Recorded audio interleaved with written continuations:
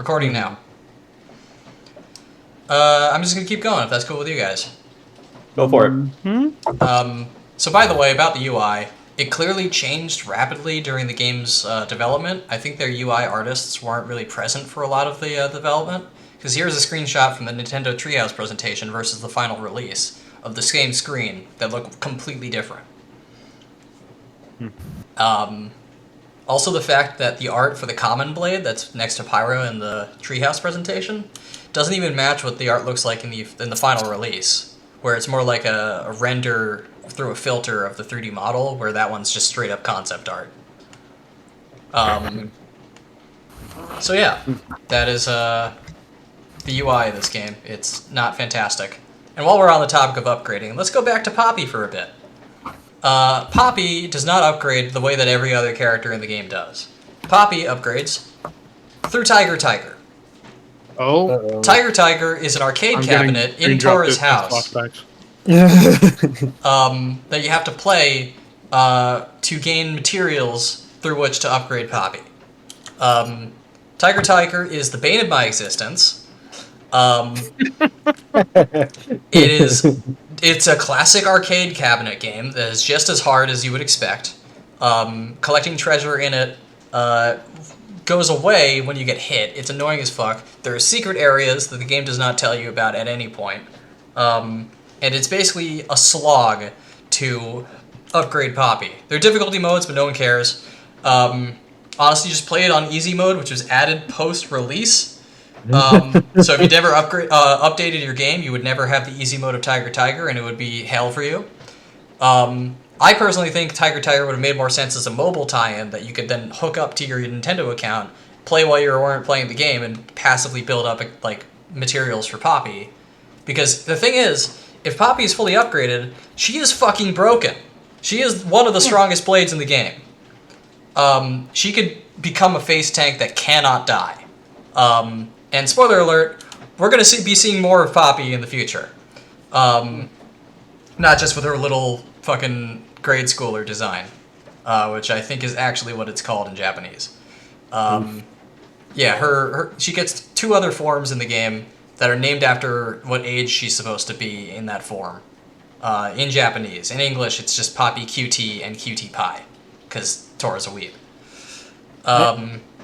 I feel like this like this last one is like less interesting. Like she looks like Pyra or Mithra. Yeah, her weapon is even a sword. Same face. Well, it's not just the same. Well, yeah, the face is like part of it, but it's just like I always thought the appeal of this character was that she was this kind of goofy little like clunky chunky robot, and I feel like this kind of gets rid of that and makes her more like the other characters. Yeah. Kind of disappointing. Well, at least she still talks exactly the same. For QT, the middle form with the pigtails there, the rest of her body, besides the stuff covered up by the dress, is still very chunky robot-y. But the last one is like the progression of Tora and his family's work to kind of, I don't know, be the upgraded version of the technology so it's not clunky anymore, I guess. I don't know. Her weapon is also a big red sword. So I think the joke is that he's actively stealing ideas from Pyra. That's kind of charming. And by that point, the cutscene... By the way, the third form of Poppy is actually optional. It's not part of the story. So when that comes around, it comes to a point where, like, Poppy QT Pie is revealed, and she wakes up for the first time post-op, I don't know, whatever. And Tora's like, how do you feel, Poppy? Like, are we going to be, like, you know, still on the same page of, like, the driver blade sort of deal? Are we cool? You're not, like, suddenly outgrown me at this point? And she just picks him up in her arms and walks away. Basically saying, like, don't worry, we're still cool. And Tora's like, oh my god, what the hell is happening? You're in charge now, what the fuck? Oh no, she's become a dom. Yeah, a little bit. Do you think she was inspired by Dr. Slump? She was inspired by Ant-Man. Ant-Man? In the cutscene, they say that they want to make her stronger like Ant-Man. Like Ant-Man? They censor it. That's lame. That's only the Japanese dub. I don't know. I think she's maybe inspired a little bit by Arale. Like, in her base form. I just always think of the scene where she gets turned on for the first time and complains about being flat-chested and then punches him in the dick. Okay. We're moving on. Welcome to chapter 4. This chapter is bad. It starts off with Rex and company leaving for Morardain because Cole, the playwright from chapter 3, told them that his old driver is in Indal, which is basically the Vatican, and they need to get there to figure out how to get to the World Tree, because he knows how. They head back to Argentum, the place from the first chapter of the game, and get robbed of Rock's core crystal, because Rex collected it after Vandom died. And it turns out that this whole part of the game is just padding.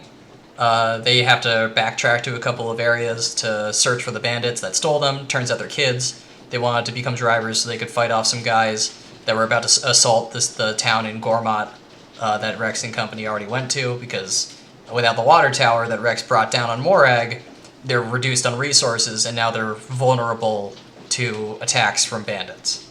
And Rex is starting to realize that his actions have consequences.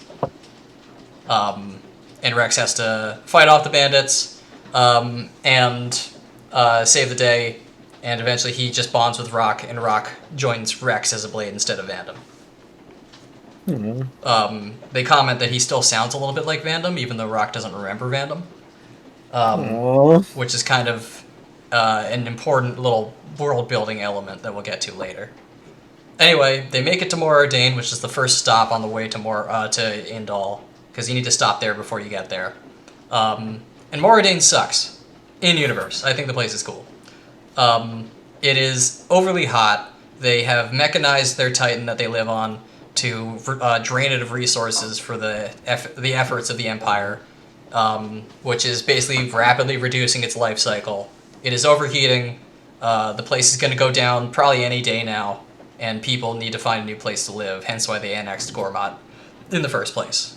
And when they arrive, Tora runs into another Napan that claims that he worked with Tora's dad and grandfather on Poppy. His name is Mui Mui. He is a forgettable character. Tora literally says it to the camera. He forgets Mui Mui's name because he says that Mui Mui is not very significant, so he just didn't bother to remember it. And Mui Mui says that they should meet up again later to talk shop. But for the meantime, they should go to the inn nearby and relax, because it's going to be a while before their ship to Indal comes. And that inn is a hot spring inn. And I think you know where this is going. Rex and company stop by, and the inn opens up to the girls, and Nia and Pyra and Poppy decide to go take a dip in the hot spring. And this scene is actually kind of nothing like what you think an anime hot spring scene would be like. It starts off with Nia and Poppy in the bath. They're already in the water. It's not even just they're sitting on stools on the rocks and dumping water on each other to wash off. No, they're in the water. And Poppy has a little swim cap on or something, I forget. And Nia just asks Poppy how come she's waterproof. She says that Tora built her to be waterproof because he really wanted her to experience anything in the world that she would want to. Why it's her in a swimsuit? You can put Poppy in a swimsuit, but it's just like a little school uniform. And she gets a big inflatable floaty ring around her waist. It's cute. Aww. And every character in the game has a swimsuit. Yes. Pyra shows up, Nia's like, hey Pyra, come on in. And it cuts up, and it's Mithra instead. And I skipped a scene involving Mithra, but I'm happy I did. Anyway, Mithra says that technically it's been 500 years since they had a bath, so they're about due. And Nia compliments Mithra's body. We get a quick glance over at the camera, and that's about as pervy as the scene gets. Then Mithra gets in the water. They all chill out for a bit, and Mithra and Poppy see something about Nia that Nia seems self-conscious about. Mithra asks if Nia wants them to keep it a secret for now, and she says yeah, and we get no further explanation. Oh. After that, a robot maid attacks the capital, and they have to run after her. Apparently, Tora recognizes her as a prototype version of Poppy, and things start getting weird again. Morag shows back up, thinks that the gang are in league with this robot-made terrorist. They fight, And Rex soundly beats her this time because Mithra has swapped out for Pyra and become a gameplay mechanic now, and she is infinitely stronger than Pyra is in and out of combat. Like, actively you can feel how much stronger she is, just like stat-wise and usefulness in combat. And from there, they decide to join forces, figure out why Tora is seeing a prototype version of Poppy run around and commit terrorist acts, and Morag signs them up as deputies for the Ardanian government. So suddenly, you're on the good side of the government. Anyway, since Mithra is part of the proper party now, let's talk a little bit about her, specifically character design. Mithra's design in the base game is the one that you see on the left, where she's got the boob window and bare legs. People very frequently would complain about the sexualization of the character designs in Xenoblade Chronicles 2 back around its release, and that's 100% valid. I mean, fucking look at this. You saw Pyra. She's basically wearing nothing. I didn't notice for a long time that she has these straps on her little shorts that go over her hips that are kind of supposed to look like a G-string or something. It's weird. I was gonna say that the most offensive thing about Pyra's character design to me is like the back where it just looks like her underwear. Yeah, like, she doesn't have a back on her clothes. It's just the front. It's so weird. Yeah, and Mithra had the same thing. Yeah. Her front was covered up for the most part, but her back is entirely exposed. It's like a backless dress. The bottom of her dress is nearly transparent. Yes, too. if you look close enough, you can vaguely see the outline of what looks like panties here. It's weird. So Smash Bros. Comes out. Sorry, Ian, go for it. I was just gonna agree. Okay. Smash Bros. Comes out. They need JPEGs for all the spirits in the game. Mithra is added, but with a censored design. She closes up the boob window. She gets not just tights, but it's actually a whole bodysuit. It goes up the back of the outfit. Her back is now black. The only exposed parts of her body are her shoulders and her face. And nerds take to the image to the fucking boards, the forum boards, and they all unanimously go, "This is so much better. She looks so much cooler now." To the point where they actually added this costume to the game. Oh. Once you get Mithra in your party, you can go back to Argentum, and there is a Napon who will give you a chip to install to Mithra. That's like the equipables that Blades can equip. That gives her the costume and a 25% increase in critical hit rate. It's the best thing that she can equip, and it gives her the best costume. Wow, it's like that. How people would always say in MMOs, the way you get stronger as a woman is to make yourself more sexualized. This is like the opposite of that. Yeah, it's great. What's the name of the NPC that gives it to you? I don't remember. It's something that's a joke on Smash Bros. And the costume is called Massive Melee Mithra. And he says that he thought that it would help you deal smash status effect in the game, but it just gives her a critical hit up, and she's disappointed in it. Does it? Is there one of these for Pythra? There is not. Pyra didn't get an updated design in her spirit, only when she was added as a character, and even then, all she got was some tights around the shorts and actually up those G-string things. Yeah, the tights are. It looks cool. Yeah. It adds more like black to her character design, which I think makes better contrast. Yeah, I agree. Speaking of Pyra's character design, so she did not get anything like that for Smash Bros. Because her design was not changed in any way at that point. But as the game was coming out, people took to the internet and complained a lot about Pyra's design. And again, power to them. Although I do want to say that I feel like it's pretty rude to call out a character designer and say that you can quote-unquote fix their work. Yeah. Like, I won't disagree that her character design is overly sexualized and probably not great, but like, that's just a rude thing to say online. That said, I've seen a number of them that actually are pretty cool. Here are some of the ones that I like a lot more. Some of them are more serious than others. My favorite's the one on the bottom right. Jeans. What the fuck? And all I want to say about Pyra's character design is that what we know from Masatsugu Saito himself. Wait, jean? Oh, I see the jeans. Yeah. What'd you say, Sam? The one note I want to have about Pyra's design is from Masatsugu Saito himself, which is that he was actually directed to make her design asymmetrical, specifically. Because the idea with Pyra is that she's incomplete. She is a fraction of Mithra, and she is not supposed to be a whole character design in and of herself. She's supposed to be a fragment of something else. Hence why her sword is asymmetrical.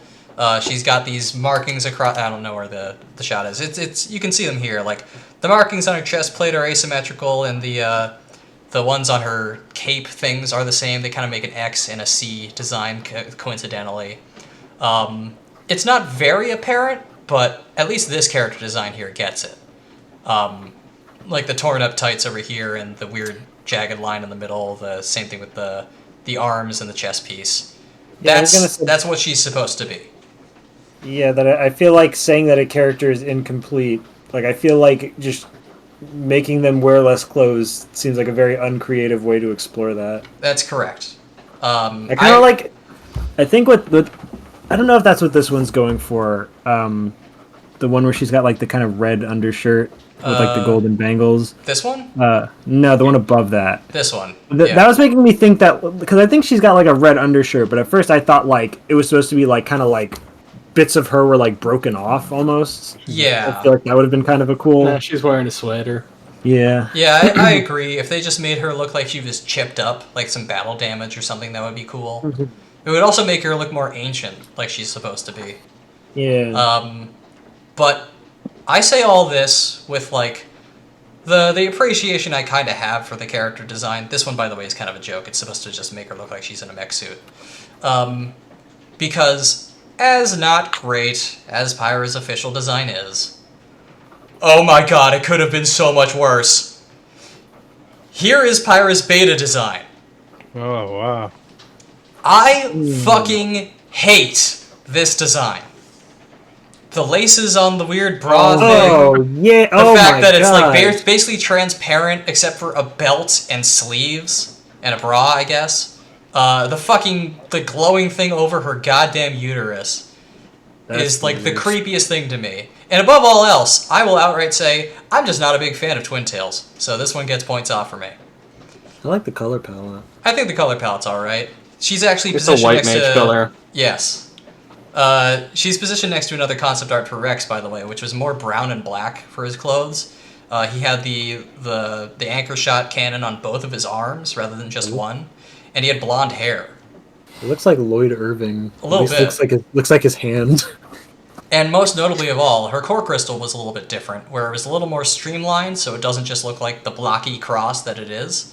And it had these weird divots in the hole, in the parts of the core crystal that were left in her, rather than the X that was cut out for Rex. This really is the kind of design that gets like more like worse the more you look at it. Yes, it is. But the strangest thing, and this was discovered only a couple weeks ago, is that in the files of the game is a model of Pyra with that core crystal, but inverted. So that she has the X that Rex is supposed to have, rather than the edges that she is.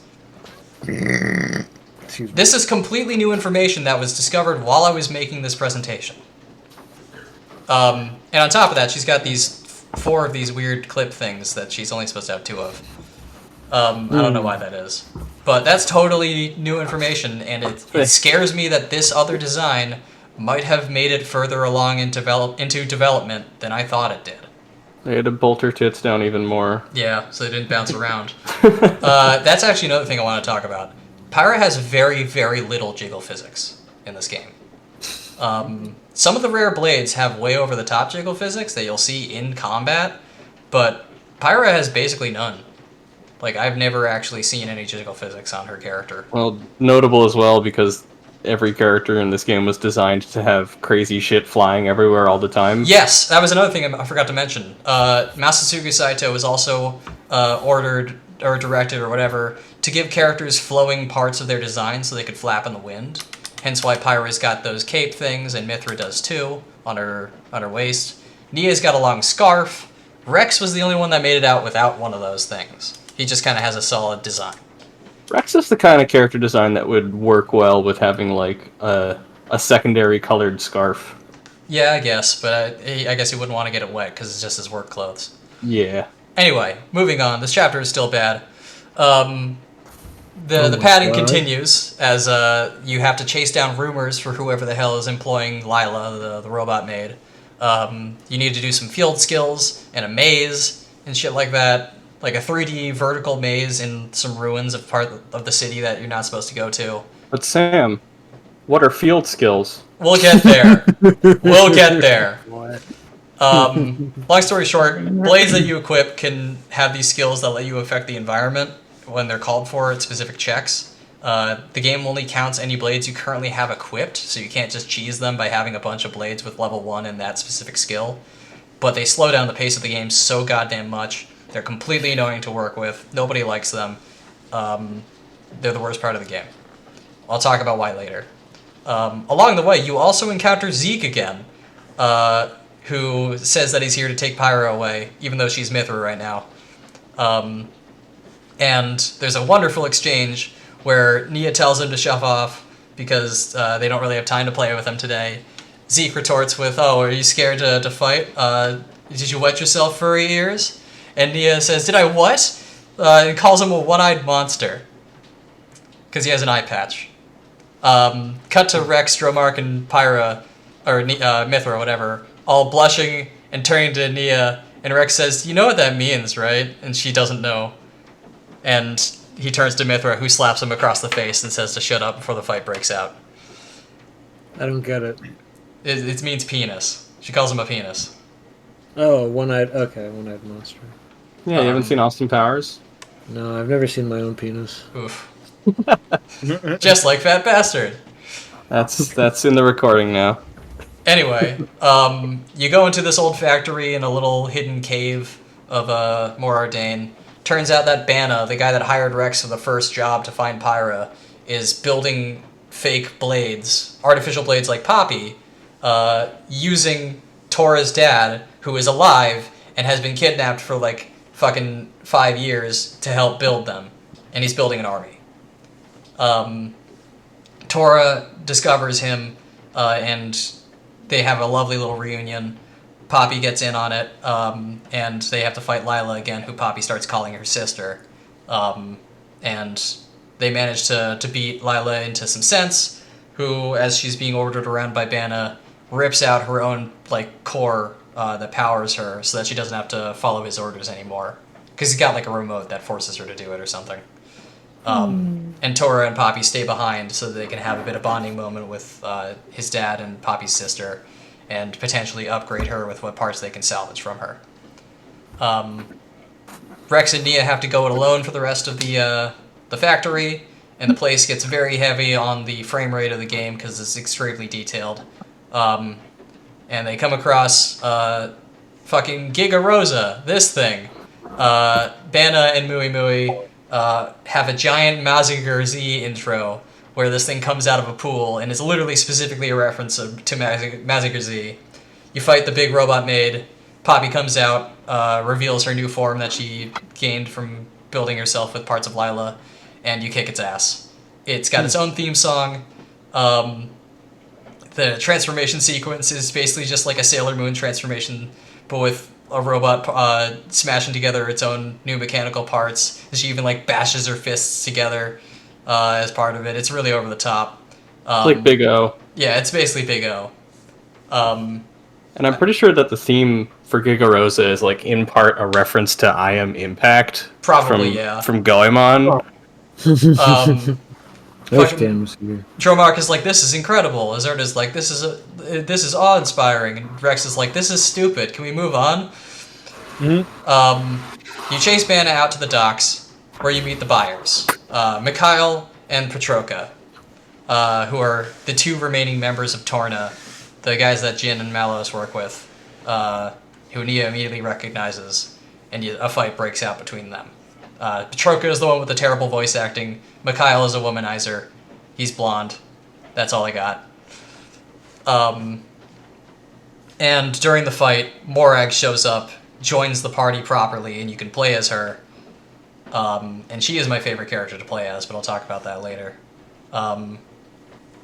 There's a weird little fight that you have to do with these two as a boss, where Petroka can spawn like AoEs that you don't want to stand in or else you'll get hurt, which is like the only time that happens in this game. And Mikhail is constantly trying to force your aggro onto him. and he gets stronger the more he's hit.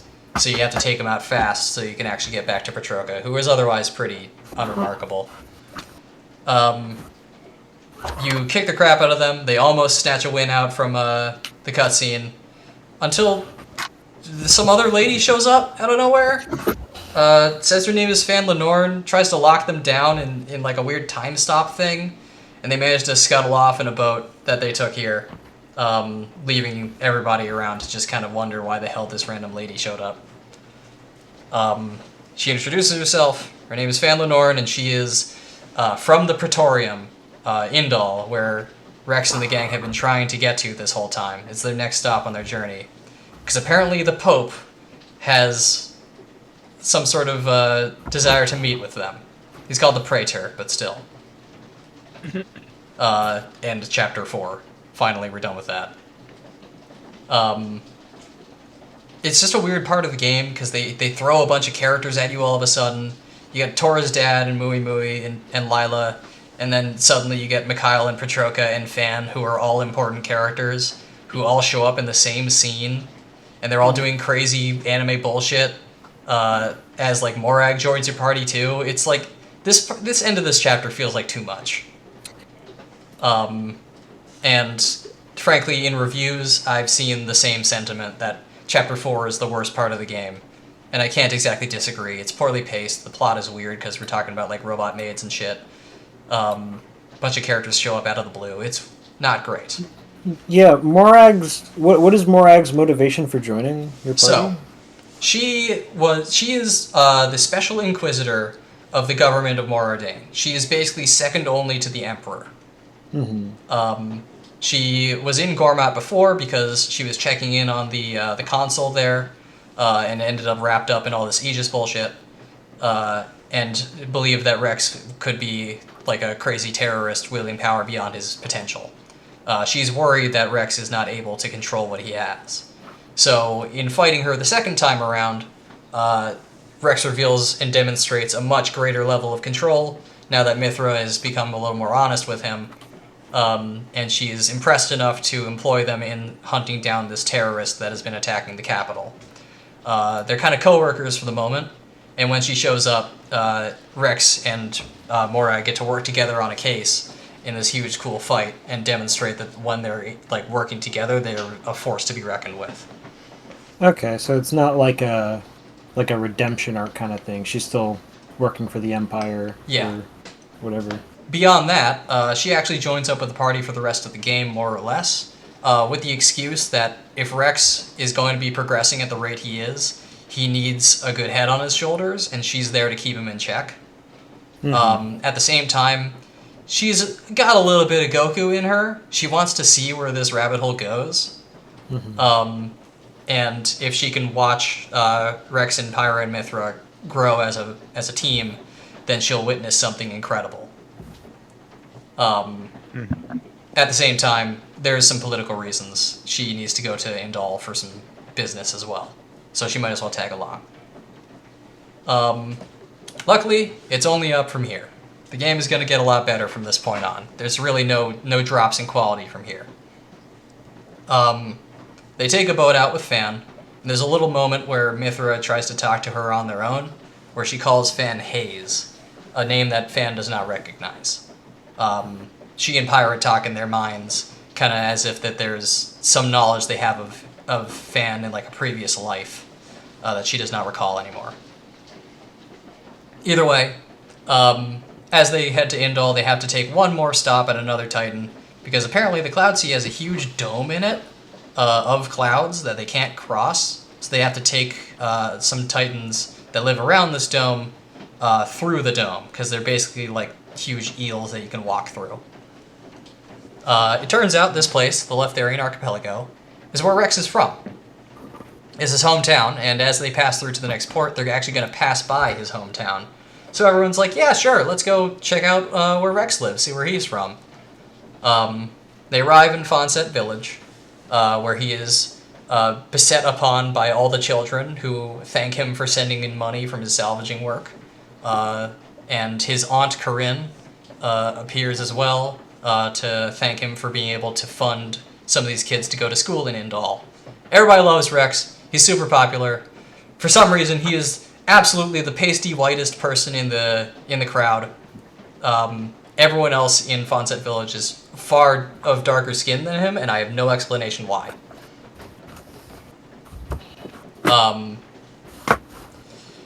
Either way, they have a bit of a relaxing time here in Fonset, where everyone gets to chill out for a little bit. It's very relaxed. It's very distant from any other Titan, so there's no war, there's no trouble here. It's the quaintest, most JRPG first town you've ever seen, except for the fact that it's not the first town. And during this time, him, Pyra, and his aunt Corinne get to schmooze a little bit, where it's revealed that Rex is not related to Corinne.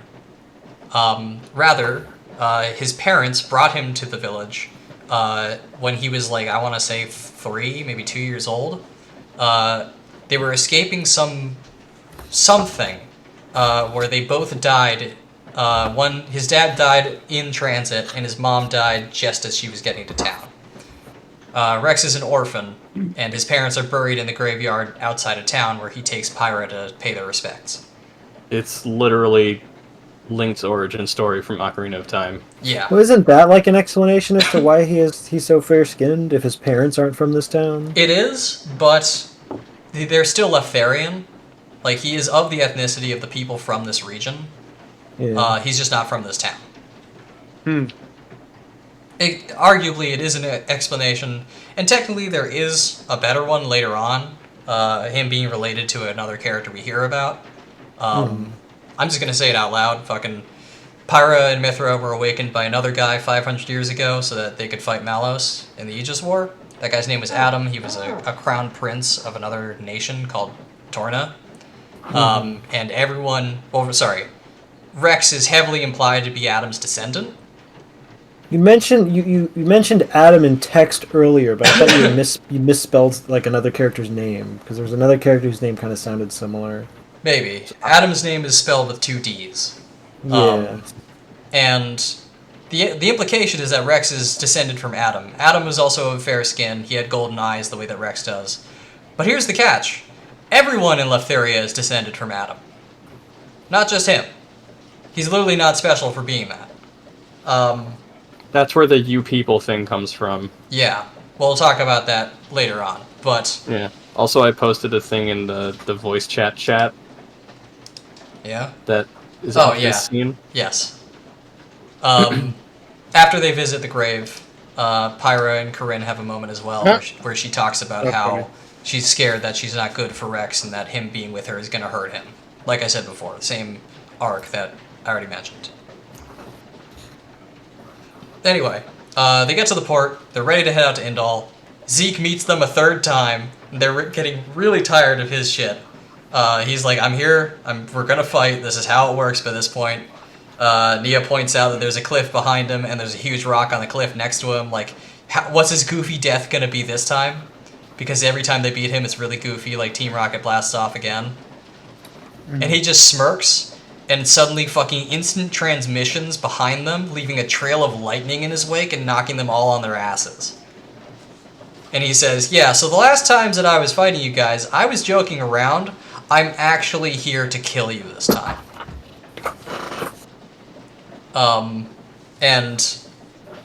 Morag recognizes him as well. Says that he's a prince of some other distant nation. Called, Tantal. And that he's one of the best swordsmen in the world. And she actually declines from fighting him because she realizes that this is supposed to be a test for the rest of the characters. They beat him. It's a solid, victory, but he doesn't get, knocked on his ass like usual before. And he's like, alright, cool. I guess you're cool to reach the Pope. And they're like, what the hell are you talking about? And he's like, I work for the Pope. The Praetor or whatever. And I was supposed to be testing you to see if you were ready to meet him. Looks like you are. Alright, come on. And it turns out they could have met the Praetor way earlier if they took Zeke seriously. Not that he was making that easy. No. So, they head out with Zeke. He doesn't join the party or anything, but he's hanging out with everybody. Him and Pandoria, his blade, who for some reason in the previous cutscenes barely spoke, but in this cutscene she's a lot wordier and is kind of the straight man to his weirdness. Yeah, when Sam was playing this for the first time and I was watching along with him, we were convinced that Pandoria was mute for some reason because she just refused to speak in the first few cutscenes she's in. Yeah. That probably threw you off. Like her and Zeke do like Team Rocket ass like anthems together where they speak and act out everything like in tandem, and she does all the same hand motions that he does, but she doesn't say a word. So we're just like, oh well, whatever. I guess Zeke just kind of speaks for her. So I But that refer. is not true. Sorry. They end up in Indal finally, and I refer to this place as Cutscene City because that is literally what it is. You arrive and you have a cutscene about the refugees that are living in a refugee camp down in the slums of the city. They hate Blades and they want war to end, and they talk about how Indal controls the flow of core crystals through the world. Every one of them needs to come and be blessed by the Praetor before they get sent out into the world. Rex voices his own concerns about this. We get another cutscene about how the party fucking gets their own rooms that they stay in before they meet the Pope the following day. The Praetor, I gotta stop calling him the Pope. And He's the space pope. He's the space Pope. He shits in the woods. Pyra compares Rex to Adam, saying that that he reminds her of him a lot. And Rex starts to feel like he's getting kind of smized up because he doesn't want to know. He doesn't know if he can live up to that legacy. And there's a cutscene of Bridget calling out Pyra, saying that Bridget is wise to Pyra hiding stuff from Rex, hiding that she wants to kill herself when she gets to Elysium, and that's just going to hurt Rex in the long run. So she recommends that she be more honest with him.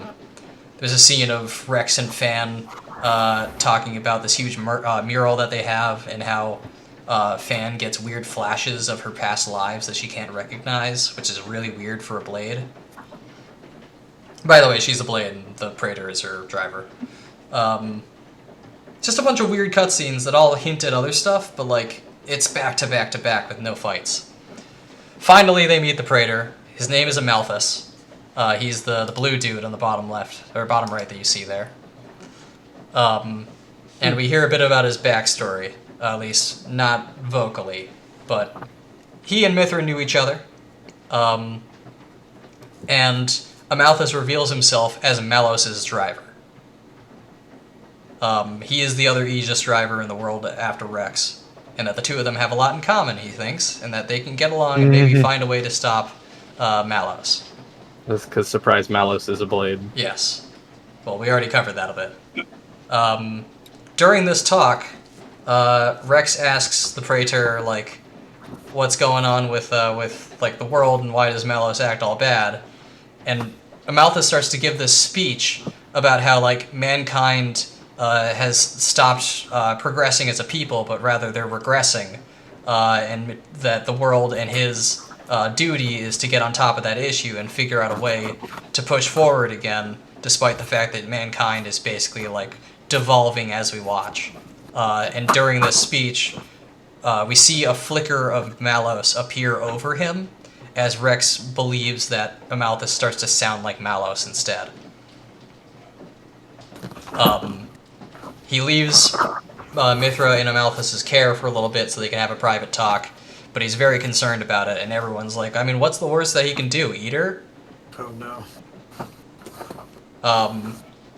Anyway, they have a talk. Mithra is snippy with him because she doesn't like him. But Amalthus says, don't worry, I'm on your side, everything's okay, we're gonna figure out a way to beat Malos. Don't worry. Mithra is a fierce Protestant. Yeah. She's actually an atheist, despite being basically Jesus. And then shit hits the fan. While they're all in the Indoline Praetorium, Jin has been out and about and doing some evil stuff. He went to a Titan that is basically no man's land between Moradane and Araya, stole a giant Titan weapon, and is starting to pilot it and blow shit up and pin the efforts on Moradane so that a war breaks out. Morag gets word of this, and before she can leave on her own, the rest of the gang volunteers to go with her, including Fan, and Zeke, who properly joins the party this time. and becomes our final playable character. Yay. He's the best. He's so He cool. is just as goofy to play as he is in all the Heck yeah. cutscenes beforehand. All the crazy dumb super moves with really long names that he said in previous cutscenes are actual moves you can use as him. Oh, that's cool. And Tank now. he is just as ridiculous with all of his dialogue. Him and Pandoria make up shit like fucking Ultimate Lightning Fury / Max, mid-fight, and just throw shit out as they see fit. He is the weirdest character in the party, not just for that, but also because he's kind of a jack of all trades rather than being wholly damage focused. You give him any weapon and he'll have something unique he can do with it. But that's just, him gameplay wise. He also comments that he's mad at Jin and the rest for taking the name Torna and using it for their name of their terrorist group, and no one's really sure why. Either way, they go to Temperantia, the No Man's Land Titan. They get in a fight with the robot thing, Titan weapon that Jin is piloting in a really convoluted boss fight where it starts you targeting a weapon body robot thing on the back of the Titan, because you're fighting on this huge creature's back. A robot torso sticks out of the back to attack you, but no matter how much damage you do to it, it'll always heal it off because behind it are power lines that you're supposed to attack instead that you have to manually target. And the only hint to this was Morag saying that this weapon has exposed power lines because she knows that because she reads the manuals of every weapon that the government produces, because it's her job to do that. So it's hidden behind the boss when the fight starts, and if you're not paying attention to the cutscenes, you will literally have no idea what to do. That fight's convoluted.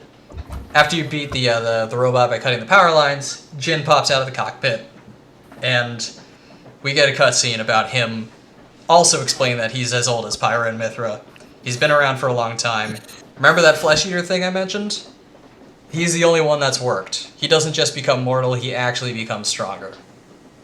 And the reason that he's evil, because apparently he and Mithra worked together in the past, is something that she is to blame for. Probably the death of his driver. It doesn't happen at this point in the story, but I'm just going to cover his arc now because Jin is as important a character as anybody else. Jin used to be the blade of a woman named Laura, who we see here. And they lived about 500 years ago on the Lamb because Laura's dad was abusive, and he killed people and would steal their blades to sell to make money. Laura accidentally bonded with Jin when she stumbled upon his goods, and she was almost killed by her father, who tried to kill her to get Jin back so that he could sell him. But Jin stepped in, cut off her dad's arm, and they ran off to become mercenaries. This happened when Laura was 7, and by the time that we see her in the game, she's 28. Now, they fought alongside Mithra and Adam in the Aegis War. They fought against Malos, but ultimately when Mithra blew up the old country of Torna, which is where their terrorist group gets the name from, and then hid herself away in that boat where Rex finds her 500 years later, Laura and Jin went off to try to rebuild and settle all the refugees that ran off from that country. Turns out Hayes, Fan Lenorm's other name that Mithra called her, was what she was called when she was also Laura's blade. It was the three of them. And Jin, seeing Hayes working for the Praetor, who was the reason that Malos even came into the world and caused the war, is too much for him to bear. He recalls the moment that after they tried to settle the refugees, Amalthus called some kind of huge fucking hit squad on the refugee camp that led to Laura's death. And Jin only survived by literally ripping her heart out of her body and consuming it so that he could maintain his body as a flesh eater. He's only alive because of that. Hayes did not make it. she was taken by the man that got Laura killed, and so Jin kills her. He says to her as she dies that she is to be free now. And I should mention that when a blade dies, they're supposed to revert back to their core. Jin stabs her right through the core in the middle of her body, which Mithra earlier, I forgot to mention, remarks is only half the size it used to be. And when she dies, she falls on the ground as a body and does not revert to a core. Rex and company fight Jin. Despite their best efforts, they can only kind of stagger him, and he runs off. Akos comes and picks him up, and the robot that they killed earlier comes back alive as a distraction. Rex is extremely frustrated. You kill the robot, but Hayes is beyond help. She dies. And the war between Araya and Moradane is about to break out because of Jin's efforts, and there's nothing Rex can do to stop it. He's freaking out. He's yelling to the sky why he's wondering why he can't have done anything more, and ultimately the Titan that the Praetorium is on shows up overhead above this landscape, and basically we get a broadcast from the popes calling for a ceasefire. It's a really strange section of the game, but it's really high octane for the story shit going on, and it's the start of Rex's downfall, let's say. Rex is going to get kicked in the nuts a whole lot more, I said. This is probably the first blow where he's unable to save Fan. But... So, what is Fan's connection to Jin? So, sorry, I kind of blew through this because I was trying to cover Jin's whole backstory now, despite the fact that the game covers it in chunks from here on out. Jin used to be a blade. His driver was a woman named Laura here. Laura had multiple blades. It was him and Fan. Okay. But Laura died. Jin ate her heart so that he could continue living and try to, I don't know, fucking get revenge on the guy that got her killed, Amalthus. Amalthus somehow also has Fan now as his blade, and Jin won't let that stand. Basically, it's like she turned code on him without even remembering her old life, so he frees her from working for the man that got their old driver killed. I feel like he should have got her opinion on that first. Yeah. She tries to tell him to come quietly like she's a cop, and he's just like, fuck this, and kills her. Damn. Now, there's an important part of this fight that I've not mentioned before now. That being, blades have these things called field skills. I kind of mentioned them before. You can influence the environment with them. Things like Pyra has something called focus, where if you find a field skill check asking for levels of focus, then you equip her, and it'll count towards the total. So, for example, this open container, you need 6 levels of fortitude, and probably 4 levels of Nopon wisdom. One of them's already filled up here. So across your equipped blades, across your party members, you need those skills in total. It's a weird mechanic. It doesn't work very well, and all it really does is slow the game down.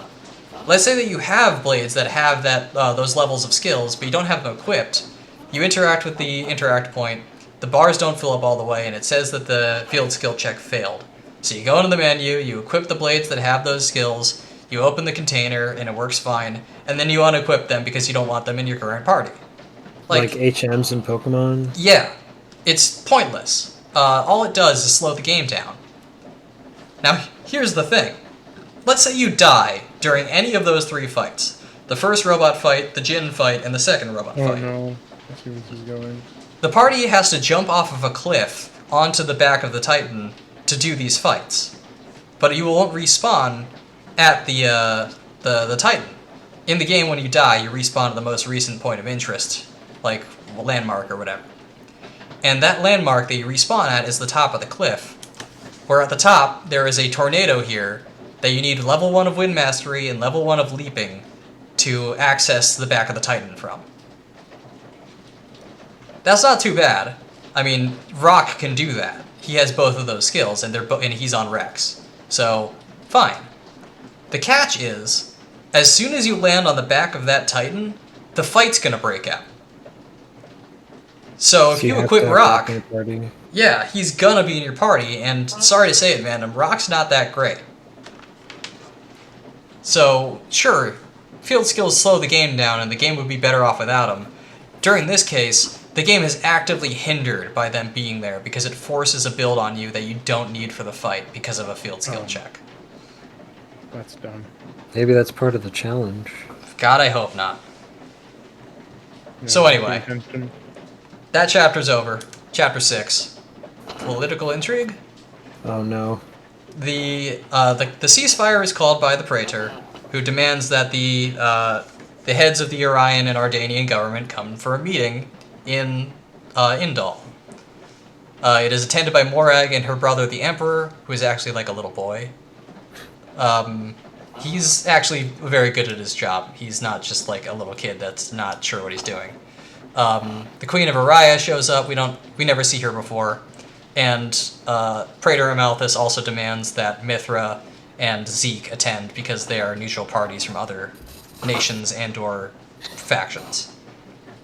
During this time, Rex and company learn that there is supposed to be some sort of assassination attempt on these leaders, and they stumble across the information that Banna, the dude with fucking Giga Rosa, is going to try to pull it off. They get sidetracked thinking that he's going to try to use poison or some other more subtle method of killing them. It turns out he just literally snuck the mech in a giant cardboard box and is going to try to kill them all with a giant fucking robot-made mech. If you ask me, if the President of the United States was killed by that, I would laugh. You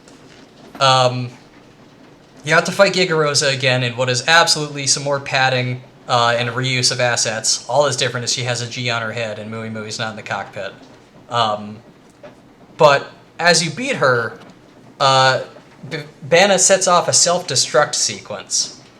And as Rex and company try to defend the people there with whatever like blade powers their blades have, Niall, Morag's brother, runs out in an attempt to try to stop Banna from pushing the button to blow up Rosa. He exits the field, Rosa blows up, and he suffers mortal wounds. Suddenly, Morag is kneeling next to him, trying to keep him conscious while he fades away. And Nia points to Dromark and says, "Make a distraction." Dromark kind of subtly nods and says, "I think I saw more of Banna's troops this way," and everyone runs off with him down a hallway, including Morag, leaving Niall alone. And Nia walks over, and there's kind of a cut in the camera where she's suddenly wearing a different outfit and healing him back to life with, like, magic powers. We get this shot here, revealing a core crystal in her chest that is stained with blood. Nia is a flesh eater. She is a blade like Cole was before and like Jin. And she's been keeping it secret this whole time. The only ones in the party that know are Mithra, Pyra, and Poppy. Because that's what they saw at the hot spring. Oh, yeah. Fucking Morag comes back to find her brother is alive and well. Despite the fact that he is also a driver, he has a blade named Aegeon. Aegeon straight up died because his driver died. I guess there's a point in the process of death where blades just kick the bucket before their driver. And now Niall just wishes Morag to have Aegeon instead. So he joins the party technically, but he never does anything, so let's just ignore that. And at some point along this point, we cut over to Torna's weird HQ ship that they have, where we see Jin has frozen the body of his old driver inside their ship and kind of keeps her as a memento. It's really creepy. That is weird. Any questions? I'm going fast. I apologize. No, that's fine. I say Lorisicle. Yes, I do. I did. So, shit's gotten weird by this point.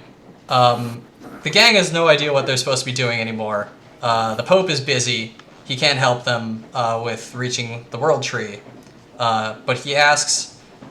he eventually pulls them aside and says, "Okay, here's the deal. So when you guys last went to the World Tree, there's that big robot snake monster in the way. It's controlled by another nation called Tantal, which is where Zeke is from. They have a device there that they can use to turn it off. So if you want to get to the World Tree, you got to go there. Here is my letter of introduction. Talk to King Eulogimenos there, and he'll do what he needs to do for you. Because I'm the Pope, and why isn't he going to listen to me? So the gang goes on a mission from the Pope. They also walk in on Amalthus before that to see him with a bunch of core crystals floating in the air. He says that he's cleansing them to make them more likely to bond with people. It's kind of weird, but no one really questions it.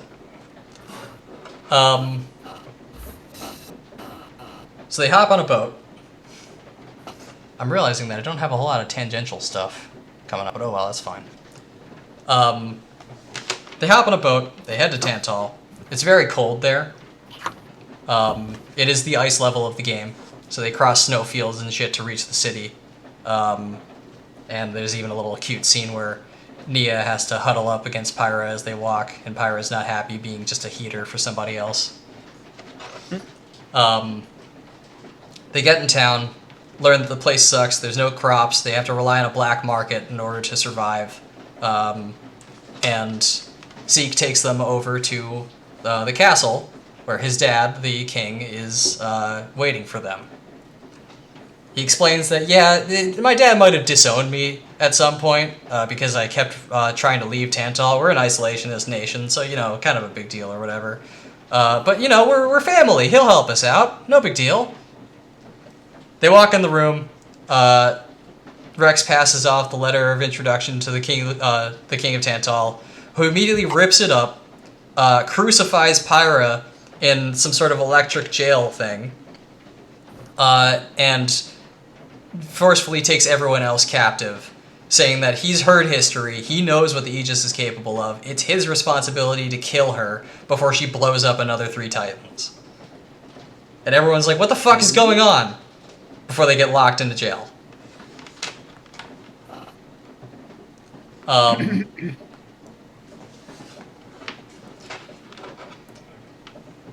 The only reason that they actually escape, by the way, Poppy operates differently than any other blade. So while they're in this specially made cell that's supposed to restrict the powers of blades, she just literally has an engine that doesn't function the same way. So she just blows the door open for them and they start an escape sequence. And you have to fight, including as Rex, without Pyra in the party. You have to rely on other blades that he's had throughout the game. It turns out that gameplay-wise, the reason that they gave Rex Rock was for segments like this, where if Rex doesn't have Pyra with him, he can still be used as a driver, because he has something that you can do with him. So that padding part before actually does provide an important gameplay influence, but it's just not very clearly, discussed until later. Don't mind me, I'm going to take a quick sip of water. My throat's sore. Leans away from the mic to breathe. Yeah. Leans away from the mic to drown. Chocolate rain. You fight through the castle. It's a very short dungeon. None of the enemies are very remarkable because they're just dudes. I feel like now's a good time to mention that there are enemies in the game that have blades. You can fight other drivers. And they have all the abilities that you do. They can block attacks with, ether barriers that blades can do. They can do arts and specials and shit. And while they're doing special moves, they block every attack that hits them, which is a mechanic in the game. And I thought that would be a great thing to have here, because you're just fighting people. But instead, all of them are just like spearmen. It's weird. Anyway, it turns out, and please follow me here, the method that King Eulogimenos is planning on using to kill Pyra, who, by the way, has zero faith that he will actually be able to pull it off until she sees his plan, is he has her crucified in this weird electric cage thing that is hanging from the ceiling in front of a giant gun. This thing right here. And he's like, this will blow you away in no way that you can repair as a blade, because you have regeneration abilities like every other blade. I'm sorry that I have to take this rash action. I'm sure you're a very nice girl, but you're gonna blow up everything and I hate you. And Rex and company storm in just as the gun is charging. Poppy actually has to lift the gun up from the front so that it aims slightly upwards and misses Pyra by like a couple of feet. That's a horribly designed gun. It's hilarious. It's ridiculous. I don't know why that was Eula Jimenez's plan when he could have probably just stabbed her in the core and just killed her. It's ridiculous. And the laser goes off. It hits another part inside of the like guts of the Titan outside. And we get a moment after Pyra is freed where they reveal that Tantal believes themselves to be the descendants of Adam, Pyra's old driver, and that they are trying to do him right by like getting rid of the dark parts of his legacy, the fact that Pyra and Mithra are still around. But at the same time, the king also knows that legacy is a lie, and that they're actually related to a brother of Adam, not himself. And after Adam's disappearance post the Aegis War, they tried to steal his glory. And it's been 500 years and generations later, and the king is not comfortable in revealing this to his people. And that was the real reason that Zeke left, because he didn't agree with his dad like keeping the secret from their people. As they discuss this, the Titan shakes, and we learn that the laser that was fired off hit somewhere in its nervous system that is making it go nuts and dive deeper into the Cloud Sea. And in about 3 hours, the pressure is going to kill everyone. Okay. I love this stupid part of the game because Xenoblade 2 has a day-night cycle, and if you were to time it, it is physically impossible to get where you need to go to stop it in 3 hours. Even if you were to use some of the most absurd speedrunning strats, such as my favorite little dumb thing, if you hold down L, R, Z, R, Z, L, X, and minus at the same time, or something like that, you trigger a cheat code that kills your character. It was probably used for development in order to test out like respawning at every landmark or whatever. But you can also use it in speedrunning to reduce fall damage by dying, respawning at a landmark, and jumping off a cliff as fast as possible. That'll undo any fall damage you take. Even using that method, because the city that you're in is way above the bottom of the Titan, where the MacGuffin you need to find is, even doing that, you can't reach it in 3 hours. And I just thought that would be a funny little detail to mention. By the way, speedruns for this game are like 3 or 4 hours long.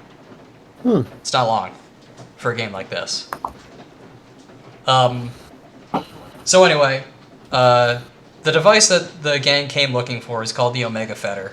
It can control the big robot snake outside the World Tree, but it can also control this Titan.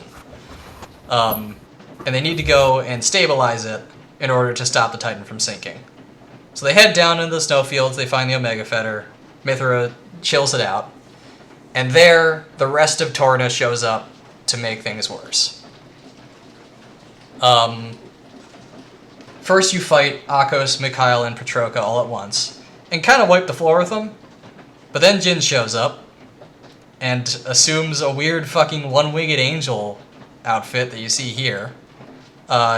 Starts moving at like beyond light speed, says that a whole bunch of weird fucking sci-fi techno-babble shit explaining why he's so powerful. Malos is literally so like okay with him taking this fight and like ready for him to wipe the floor of the party that he just leans against the nearest wall and watches. And yeah, you beat this boss against Jin decently enough, and then cue the cutscene where he knocks Rex on his ass, tears apart Rex's sword, or technically Mithra's sword, and everyone in the gang gets held hostage, and Torna is about ready to kill everyone. The only reason that they can actually hold down everybody despite being outnumbered is that they have those artificial blades that Banna was making back in Chapter 4 that are there to back them up. The only way that Rex and the gang get out alive is because Pyra steps forward and using Mithra's weird ability to summon lasers from the sky, which I forgot to mention by this point, we learn is actually a fucking mech. Literally a Gundam in orbit over the planet that is shooting things down from space. There's a planet? This is a planet. What? Yeah, I forgot to mention this earlier. This is actually something that we went over that I should have gone over. Is there like a gas giant? Is there a reason they can't just live on the planet? This is the planet I'm talking about. Let's call this planet Earth. These mechs are in orbit over Earth. Mm-hmm. But the giants are in the atmosphere of Earth. Yeah, the mechs are in the atmosphere over Earth, or they're in space. Or the Titans, I mean. Kinda, yeah. It's kind of said that there's a lot less space between the base of the cloud, or the top of the cloud sea, and the upper atmosphere, but it's not really something that they worry about much. It's not like it's the We'll cloud talk- sea is functionally sea level, right? Mm-hmm. Yeah. It's not like they're in the sky. So if you go down, you get like crushed by like the pressure? Is that what it is? Yes, they talk about a bed of the cloud sea every once in a while, but there are also myths that beneath that is a place called the Land of Moritha, which is considered the land of the dead. Okay. So anyway, Pyra focuses the beam on herself, saying that you're only here because you need something from me. Back when Malus and I fought 500 years ago, I injured him in such a way that he doesn't have full capabilities to do what he needs to do to take down the world. And if you use parts of me, then you're gonna fix yourself. I know this. And Rex is like, what the fuck are you talking about?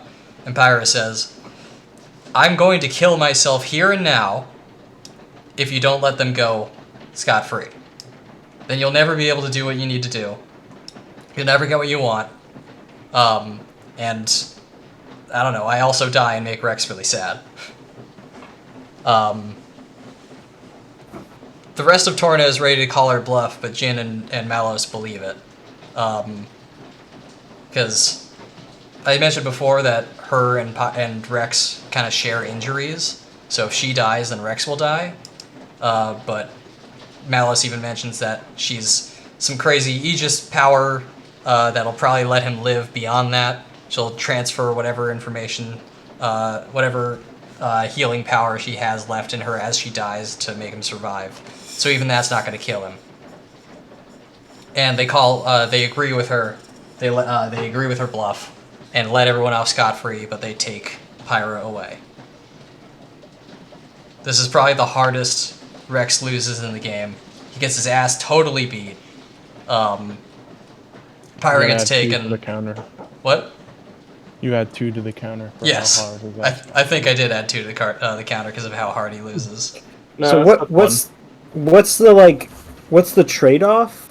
So Kyra is going with them, and them being Torna, the bad guys, bad guys. So Sephiroth and his the goofy other troop. guy, and the guy with the black hair, Yeah, Malos. because Malos is a similar creature to Pyra. They're both Aegises. Yeah. And during their fight, he lost part of his power that by using her body he can repair and destroy the world. Mm-hmm. So they need her alive so that they can use her for now. And Pyra makes a deal with them that if she lets them take her alive, they leave the rest of the gang alone. Oh, so she's making a deal with them. I don't know why. I thought she was like making a deal with Leave them Rex. alone. She's turning herself in. Yeah. Okay, I was really confused by that. For some Sorry. reason. Maybe me No, it's going not too your fast through this is making this sound weird. But like I said, this is the hardest Rex ever loses, and people complain a lot about this game and the fact that you lose so many fights and cutscenes after you win them in in the gameplay. And I think it's a valid criticism. It's annoying to win a fight and lose in the cutscene. But I've decided to do a quick comparison. Here is every time you win or you lose a fight in the cutscenes in Xenoblade 2, 2 scripted losses, compared to Xenoblade 1, which has 8. And no one ever complains about that in Xenoblade 1. Ignore the one on the bottom, it doesn't count. And I think the reason for that comes down to another design fault, where if you ever lose a fight in Xenoblade 1, then how it's done is you get the enemy to a certain threshold of HP, and then the UI kind of recedes, and they do a big crazy super move that knocks you on your ass in gameplay, and it cuts to a cutscene where they take you down. You never properly take their health out all the way. They actually do it in gameplay, so you kind of feel it before it happens in the plot. And despite the fact that it happens more, there's also the fact that the only times it ever happens in Xenoblade 1 is when the major antagonists are doing it. You got Metal Face and Bronze Face and Yaldabaoth and shit, all knocking you on your ass because they're the big dogs in this park. Meanwhile, the first 2 scripted losses in Xenoblade 2 are against Brigid and Vandam. Like, I get that Rex isn't even that much of a powerful driver at that point, but they're not, like, the main antagonists of the game. That's Torna. I still feel like that establishes him at like the bottom of the food chain, though. That he's not even. It doesn't even take the strongest guy to put him on his ass. Yeah, and I agree with you there. It does. It works towards the story to promote Rex being a loser. But it is annoying that it feels like anyone can do it, and it makes Rex feel weaker when it's kind of supposed to be a power fantasy. These games, right? I think, to me, I find it the most annoying when you already made this point, but it's like, you have to win these fights. So it's like, if you organically lost them, and then it shows the cutscene of you losing, I feel like that might... that would blow. You'd feel it firsthand, and it wouldn't be this especially if it's a really hard or really frustrating boss, and then you finally beat it just to lose. That's a terrible feeling. Yeah, so which is what that Akos and Malos that's number 4 there in Chapter 3. Yeah. Yeah, so I think that's just I would prefer they just let you, because obviously it kind of sucks when the player can progress by failing, but if that's what the story is calling for, I think it's just because I'm trying to think of an example of this. I know there are I've definitely played games where there's a Devil May Cry 5, the first fight with Urizen, you're supposed to lose, but you can beat it, and there's there's some kind of reward for doing that. Yeah. And I think that's generally how I prefer those kind of fights go. Is it's and also I cannot think of a game I've played that has 6 forced lost bosses. Although these are technically, none of them are actual supposed to lose fights because you have to win them, but it is still it's such a weird. I'm repeating myself. No, I get what you're saying.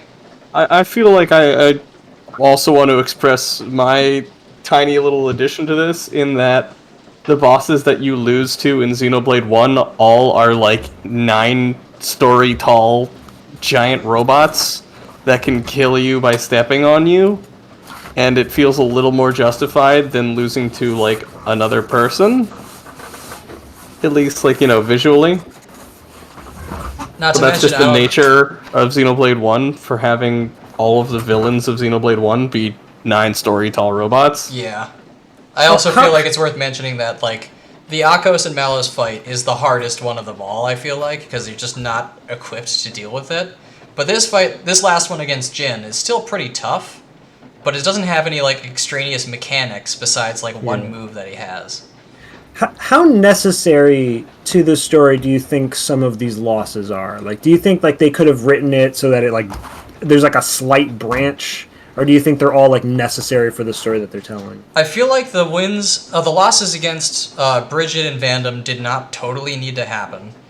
You could have had a Rex clash with Brigid and show that he's on equal strength level to her to really sell the fact that Pyra is above his pay grade in strength, but have she's carrying him. Yeah, but have Nia do something to try to get him away, because she's trying to take the fall for him.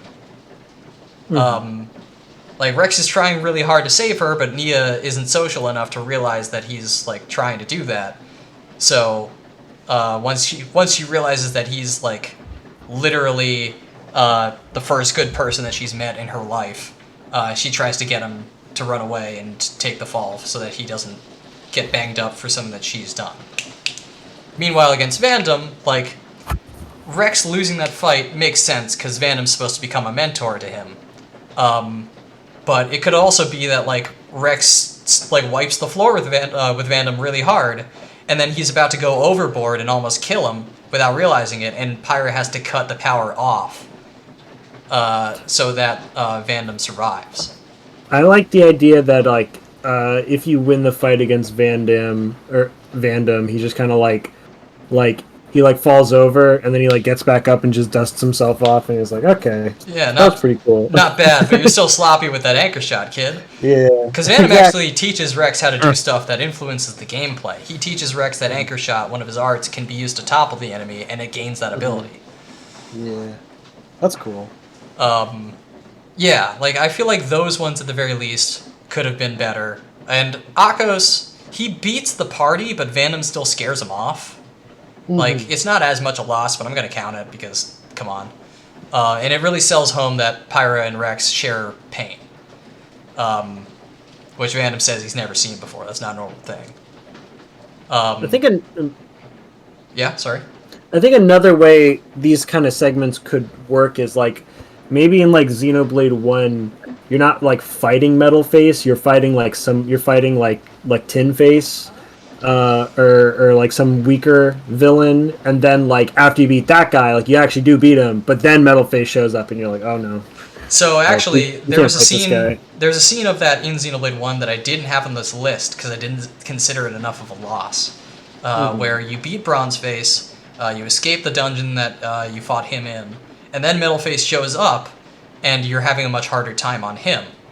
However, you get saved in the end by some more party members that show up out of the blue to, like, kind of scare him off, and Rex does a crazy move on Metal Face that hurts him more than Metal Face expected. So Metal Face has to retreat for the time being. So it's not really a loss, but it feels similar to that. Because Shulk wants nothing more than to murder Metal Face where he stands, and him not being able to do that is enough to consider it a loss for him. But either way, like, I feel like they flowed a lot more naturally in the original. Back to a bit of the plot. There's a bit of an interlude after this point. We see some weird scenes during kind of an intermission of Rex's story, where we see this. There is a weird computer panel thing that we see, and on the right, it's very hard to make out, but it's an old man's face. And he reminisces about some things. He seems like he's a little melancholy or bittersweet about something, and it kind of just, like, wanders off screen. And after that, what comes is the best cutscene in the game. Rex wakes up in the inn, back in Theoswar, the city that you were dealing with the Tantalese king before. And he silently looks over to Mithra's destroyed sword next to him. The core crystal is dead. It is literally in pieces. There is no blade left. And he silently just cries to himself. Outside, the party is discussing how it's been days since Rex shut himself in that room. And they're wondering how they're going to proceed from here. When suddenly Rex emerges from the room with a bag over his shoulder, and he says that he's done. He's gonna leave. Pyra is in better hands now that she's with Malos and Jin, and that he was kidding himself this whole time to think that he could have been a driver, much less driver of the Aegis. What was he thinking? All it ever did was bring her pain. Nia snaps at him, saying that, like, this is not what Pyra and Mithra would have wanted from him. That they left to keep him safe. That this is their big plan to save him and the rest of the gang, but Rex is pissed off that she would even think to say this. He says that quote, I couldn't even slow him down, in reference to Jen. The more I fight, the more Pyra gets hurt. She'll be better off without me by her side. Nia punches Rex in the face, bashing him into a stack of barrels behind him. He keeps insisting that this is what is best for Pyra. Bridget walks up and slaps him across the face. It's a great sound, this swat on flesh. And she gives solid her... Foley. Yeah, solid Foley. She gives him her speech that I played earlier. Do not have the slightest idea how it felt for her to leave you. It's her best performance in the game. And when he's, like, not taking it, he's, like, clutching his cheek and grabbing his bag again from the floor. He's like, look, I'm sorry, but there's nothing I can do to help anymore. This is it for me. And then Poppy walks up, as Nia is commenting that they'll go save Pyra with or without Rex. Poppy reels back her arm, and you hear all, like, the gears and sockets in her starting to whir and click. And everyone's like, oh shit, we need to step in now. Because Poppy is going to blow Rex through a wall. And he flinches and waits for the punch to come, and you just see her fist slowly come up and then just kind of, like, knock in his head. And she says, like, she and Tora aren't real Blade and Driver.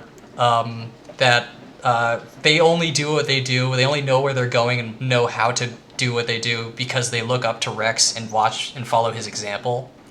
And that if Rex were to leave them, then she would be absolutely lost. She would have no idea what to do or where to go.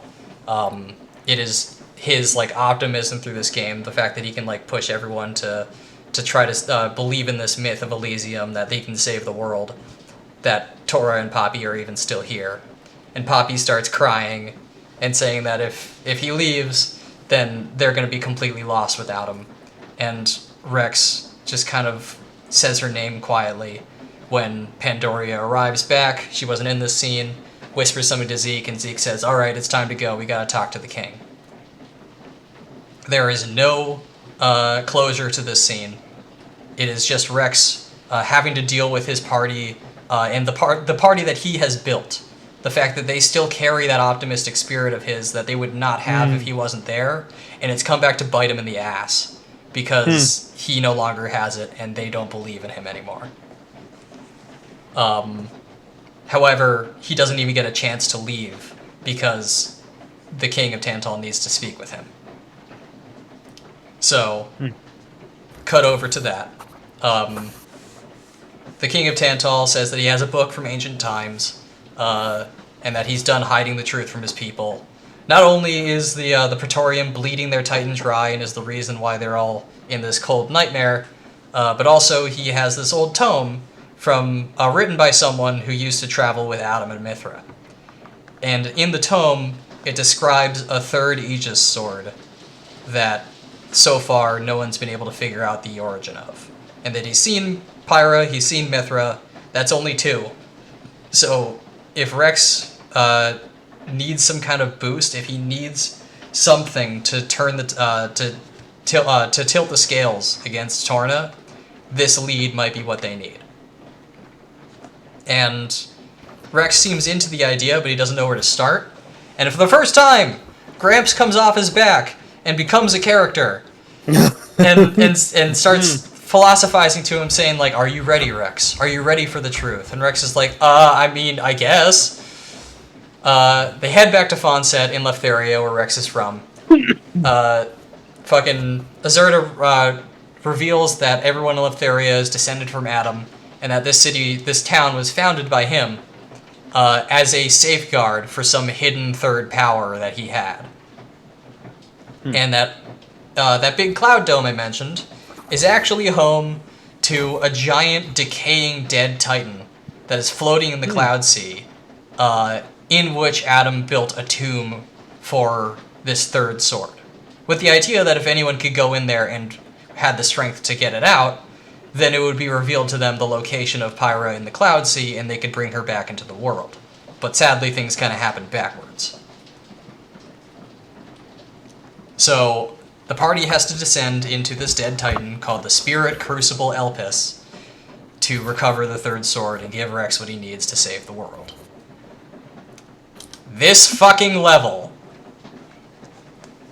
This is that level in whatever game you can think of. It is the one that everyone hates. I thought it was gonna be the one everyone loves. Oh, cool stuff happens in here, but this is that fucking level.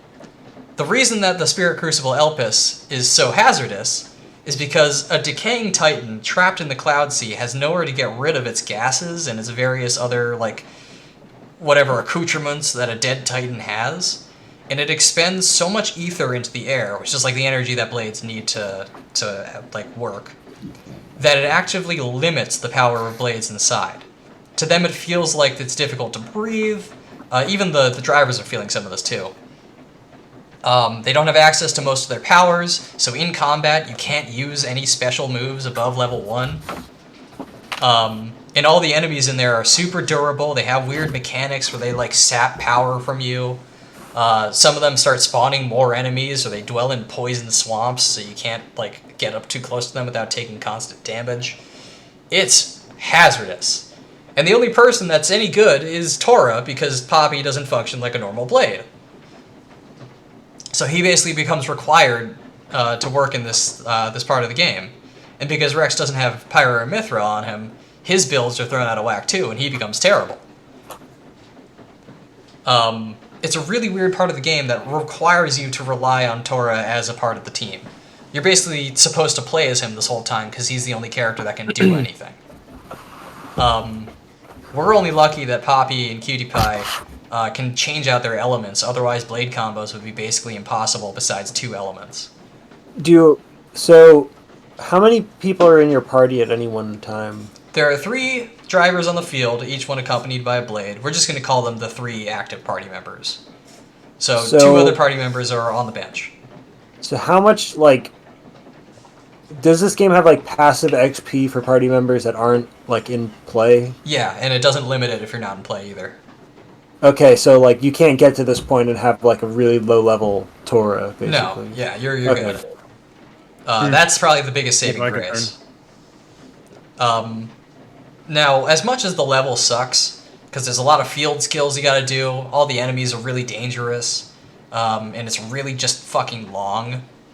The plot stuff that happens in here is pretty cool, actually. We get a story about Zeke and how he almost died one time, and how he ended up working for the Pope. He and Pandoria were attacked by a bunch of bandits in the woods, as they were trying to kill him and sell her off into that sex ring I mentioned.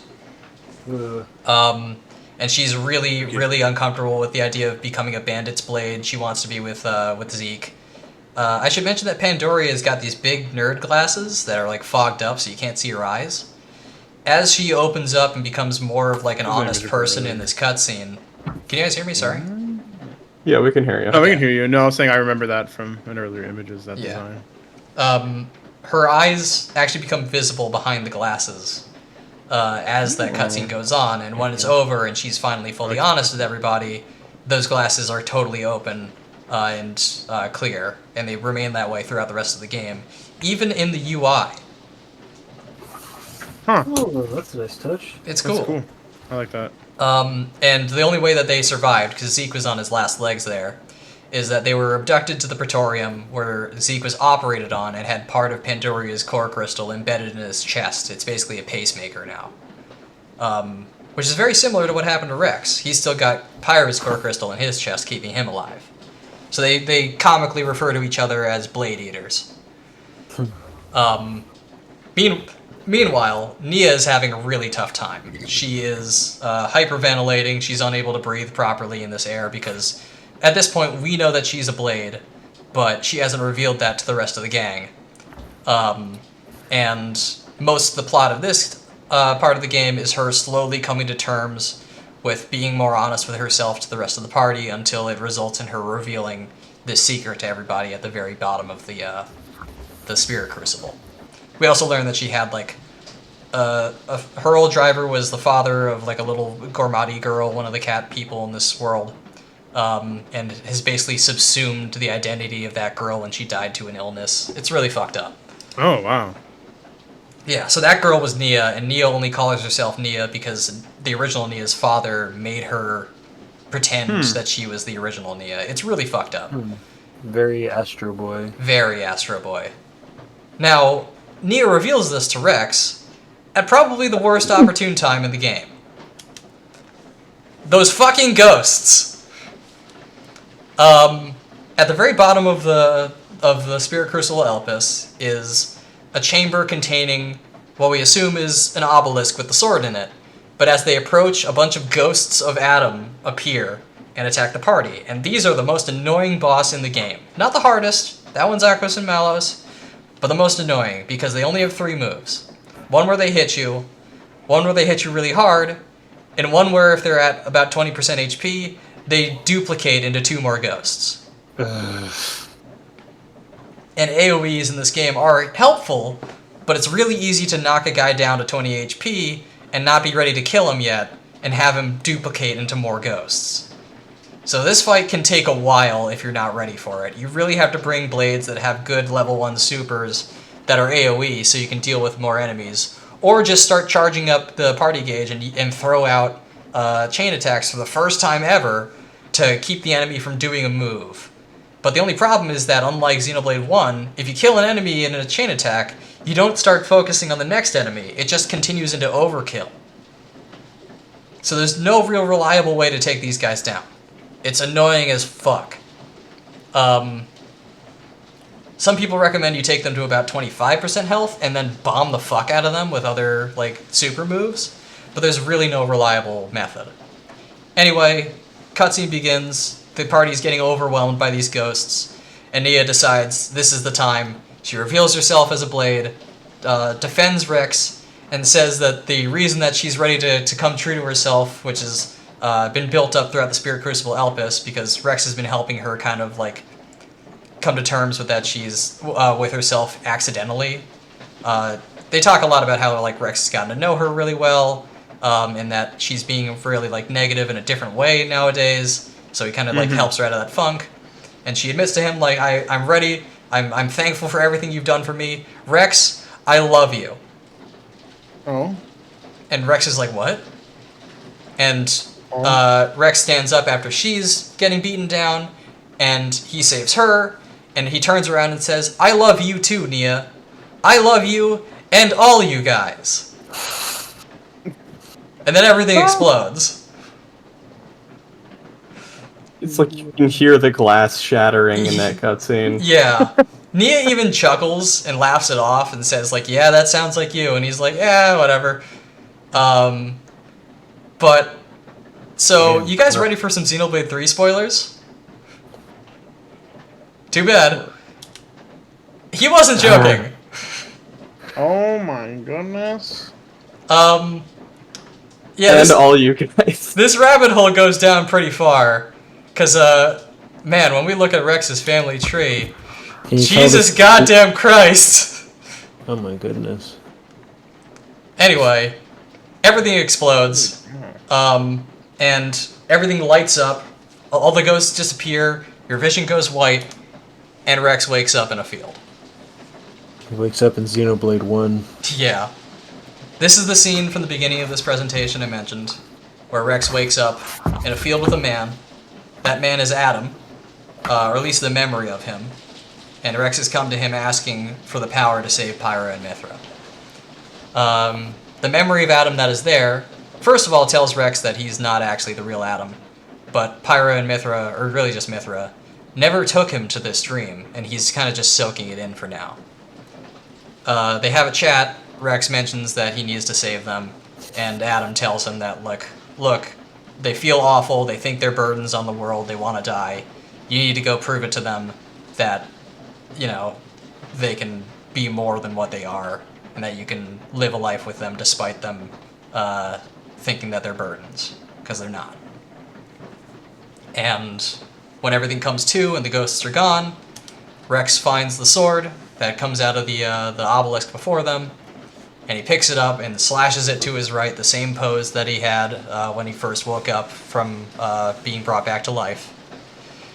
And Rex lifts the sword in front of his face, and it disintegrates into dust. And everyone's like, what the fuck? What was that? The sword's gone now. What the hell? And Rex is like, no, it's fine. I know where they are. I know how to save them. I know what we have to do. And everyone's like, okay, I guess.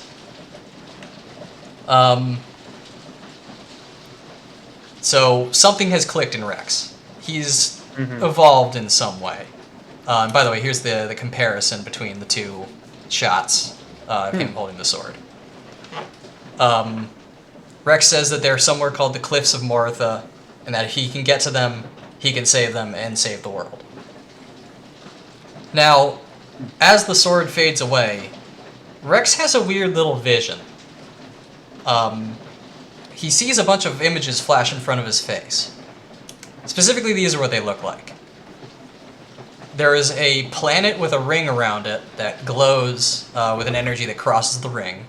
There's a flash in nothingness that expands to take over the entire screen. And then there's that weird computer thing in the old man that we saw earlier, in the intermission after Rex woke up in the inn. Now, we still have no major idea. What do you guys think these two images are on the bottom? Is that the architect? I mean, The old guy? probably. Like, it's probably a solid guess, right? That's the door from Metroid Prime. Yeah, that's probably He's right. That's probably correct. He's right. He's absolutely right. Samus is in this game. Yeah. She's the second hardest blade to unlock. Oh god, That would be so fucking cool. That would actually be pretty sick. So, I'm just gonna say, like, yeah, that's pretty accurate. The first two images, though, are something a little weirder. They're images from Xenoblade Chronicles 1. When Sam saw this for the first time, he was on a fucking flight and I was asleep and he shook me awake. And he was like, dude! It was like Courage the Cowardly Dog. Like,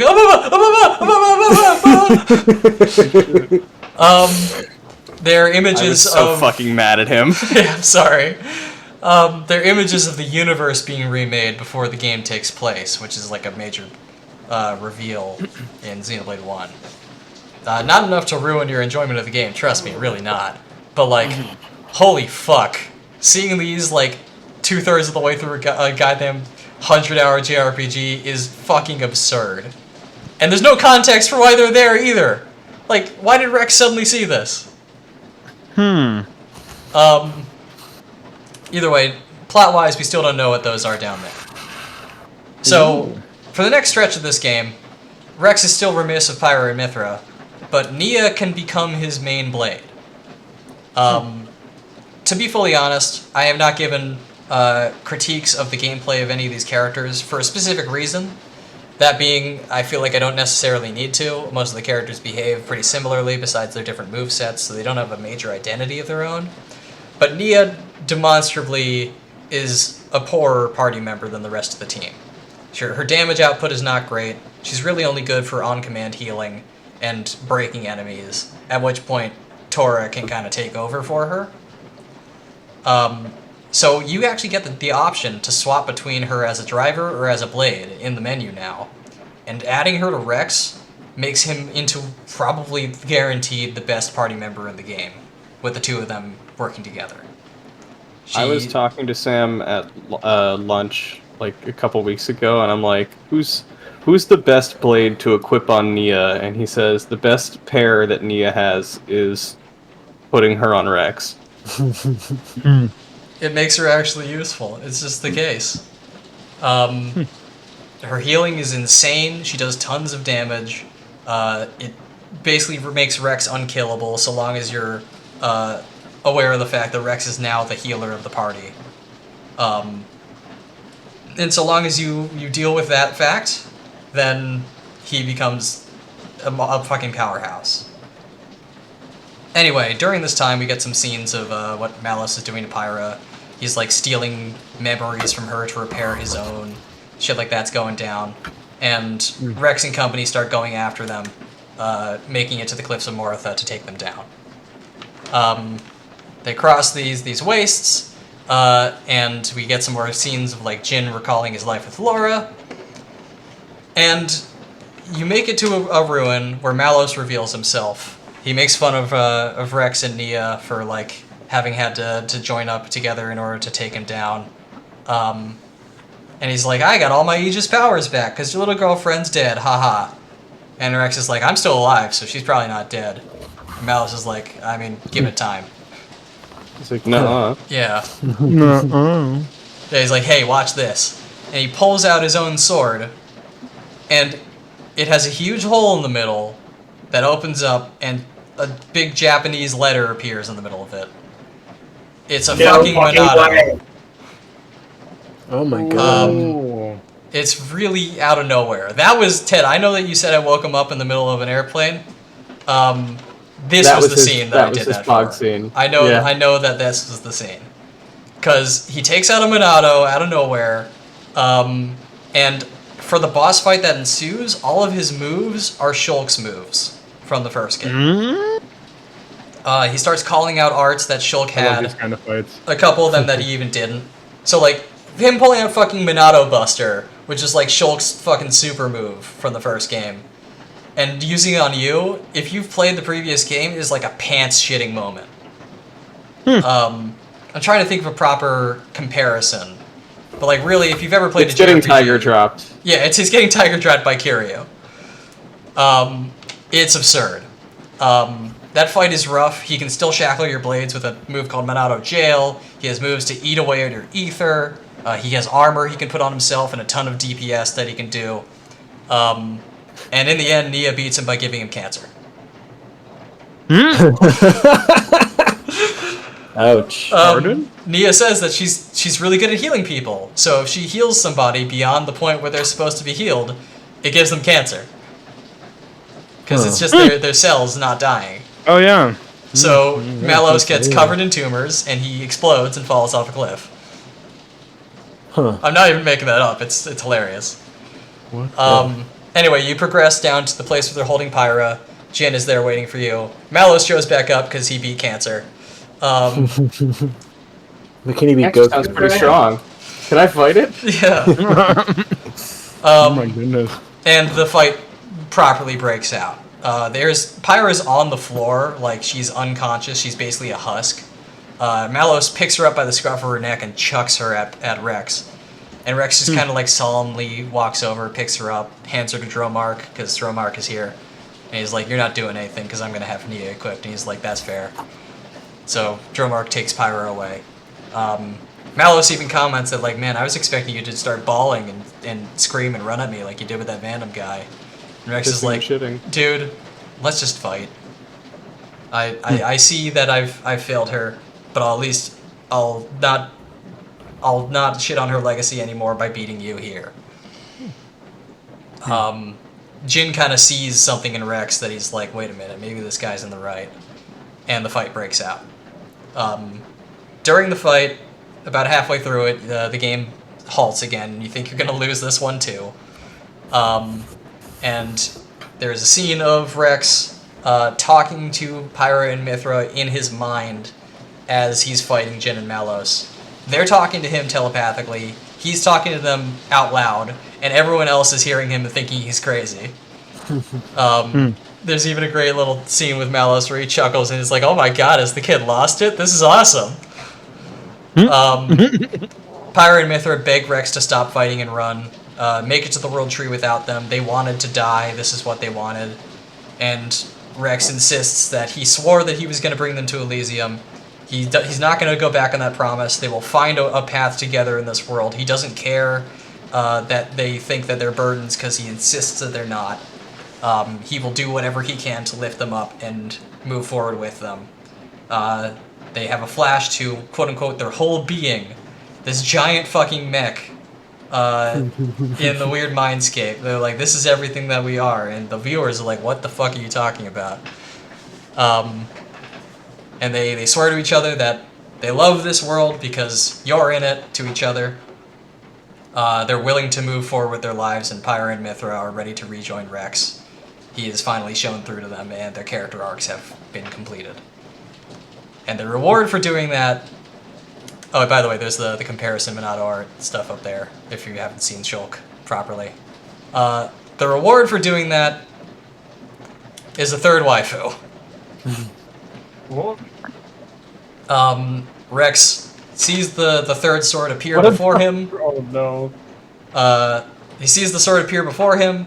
It basically explodes into being in front of him, and Pyra's body behind him hovers into the air, and she turns into this green-haired, ponytailed girl who asserts that, don't worry, everything's fine, we're going to kick their asses now.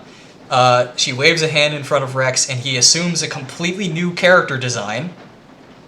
So you don't have to look at the MC Hammer pants anymore, I guess? What ensues is an actual fight where you get to sweep the absolutely, floor with Malos and Jin. And a cutscene that's just a fucking anime fight with, light speed attacks, and the mechs that Malos and Mithra have access to come down to Earth and fight in front of you. It's fucking off the wall. And the fight is so, destructive that it blows out the platform beneath you, and everyone falls into the sea. And that's where the chapter ends. I just want to take some time to look at the actual character designs of these two, because I don't think anyone here is familiar with these. This is Master Driver Rex and Numa, which is her name.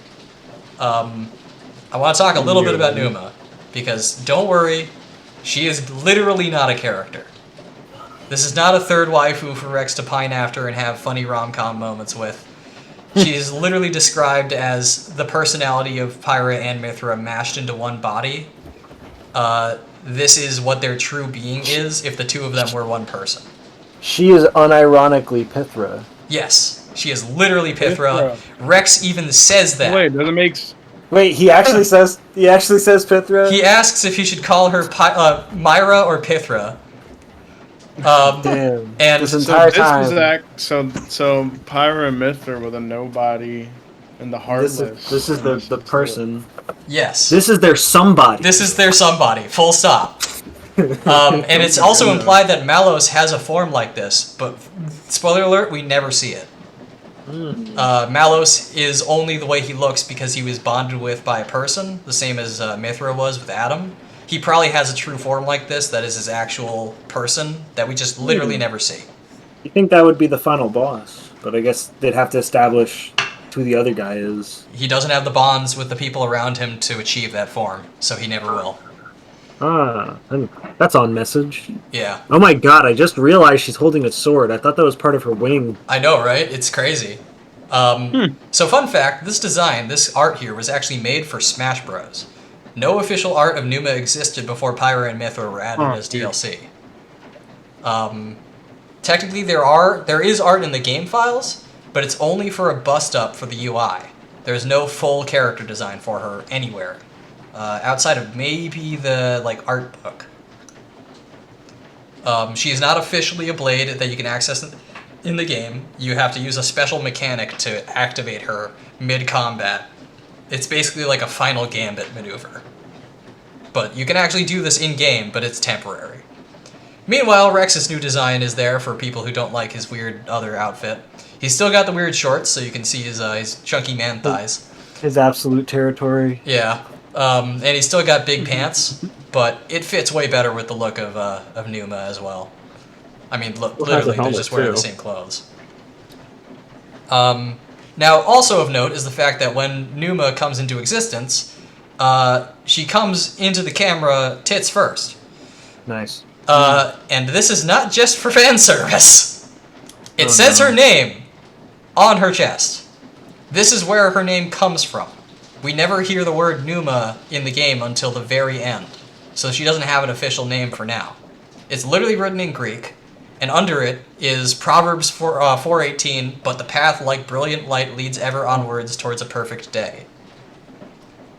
Something of note. This game has had fantasy language on all of the buildings and signs throughout the game. There's an Alrestian font, which is the name of the world, Alrest. So to see actual human language in this game is very jarring. Xenoblade Chronicles X, baby, let's go. when Sam hit this part of the game, I was like, Xenoblade Chronicles X? Yeah. Anyway, speaking of Xenoblade Chronicles Wait, X... why is that? Xenoblade Chronicles X takes place from Earth. Yeah, they're trapped in a whole different world. Yeah. So anyway, a whole distant planet. DLC time. I need a bigger gun. Welcome to the Machete Order, everyone.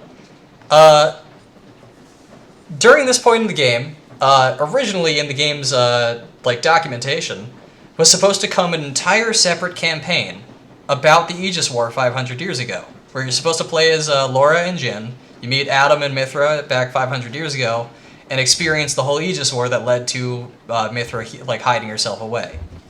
It was cut from the base game because they felt like getting here at the end of Chapter 7 of a 10-chapter game would be really weird to suddenly interrupt, especially during a major story beat like that. So they cut it from the game and released it later as DLC. You said it's 40 hours? Yeah, it's a long fucking campaign for a side DLC. And Jesus Christ. the combat is completely reinvented. You can't draw blades on your characters. There's just the scripted characters. And at any point, you can swap between the driver and the blade as the player character. And when you take damage in combat, you see red health on your health bar, and swapping to another character heals that back. Huh. Because this is a fighting game now. Yeah, I was gonna say it's even more like Marvel 3. Yeah, this Torna is Marvel 3. Torna the Golden Country, the DLC. It's got assist moves. Fucking blade combos become way more freeform. You can make them out of whatever combo of elements you want. All the characters have special abilities that they can use under certain situations. You get to play as Van Lenorn and stop time. You get to play as Bridget from that time period and create AoEs that enemies have to stand in to get damaged. Jin can enter a super state when he's low on health. It's fucking crazy. It's completely different combat. It's so much cooler than the base game. But I also admit that it would be really hard to pull off in the base game for 100 hours compared to the customizability that Xenoblade 2 has. Mm-hmm. So I appreciate that it's not the actual gameplay method. It's got a sick as fuck fight theme as well that I would play if it didn't make me lose my stream. So it was planned to be 40 hours from the start? Or they just decided to do that when they made it DLC? They might have decided to do that when it was DLC. They might have had a couple of best of beats in the story instead of that. Yeah. Because the DLC actually covers a whole lot of stuff. A lot of angst involving Laura's dad, who's still trying to kill her for stealing Jin away. The final fight against Malos isn't even the final boss of the campaign. Sounds like this. Although it is the sickest fight in the series. This is like Xenoblade 2 and Xenoblade 3. A little bit, yeah. They were definitely trying to push the number of player characters on screen at any time. They literally said that in interviews. That's why you go up to 7 playable characters on screen in 3 rather than 6, blades included here.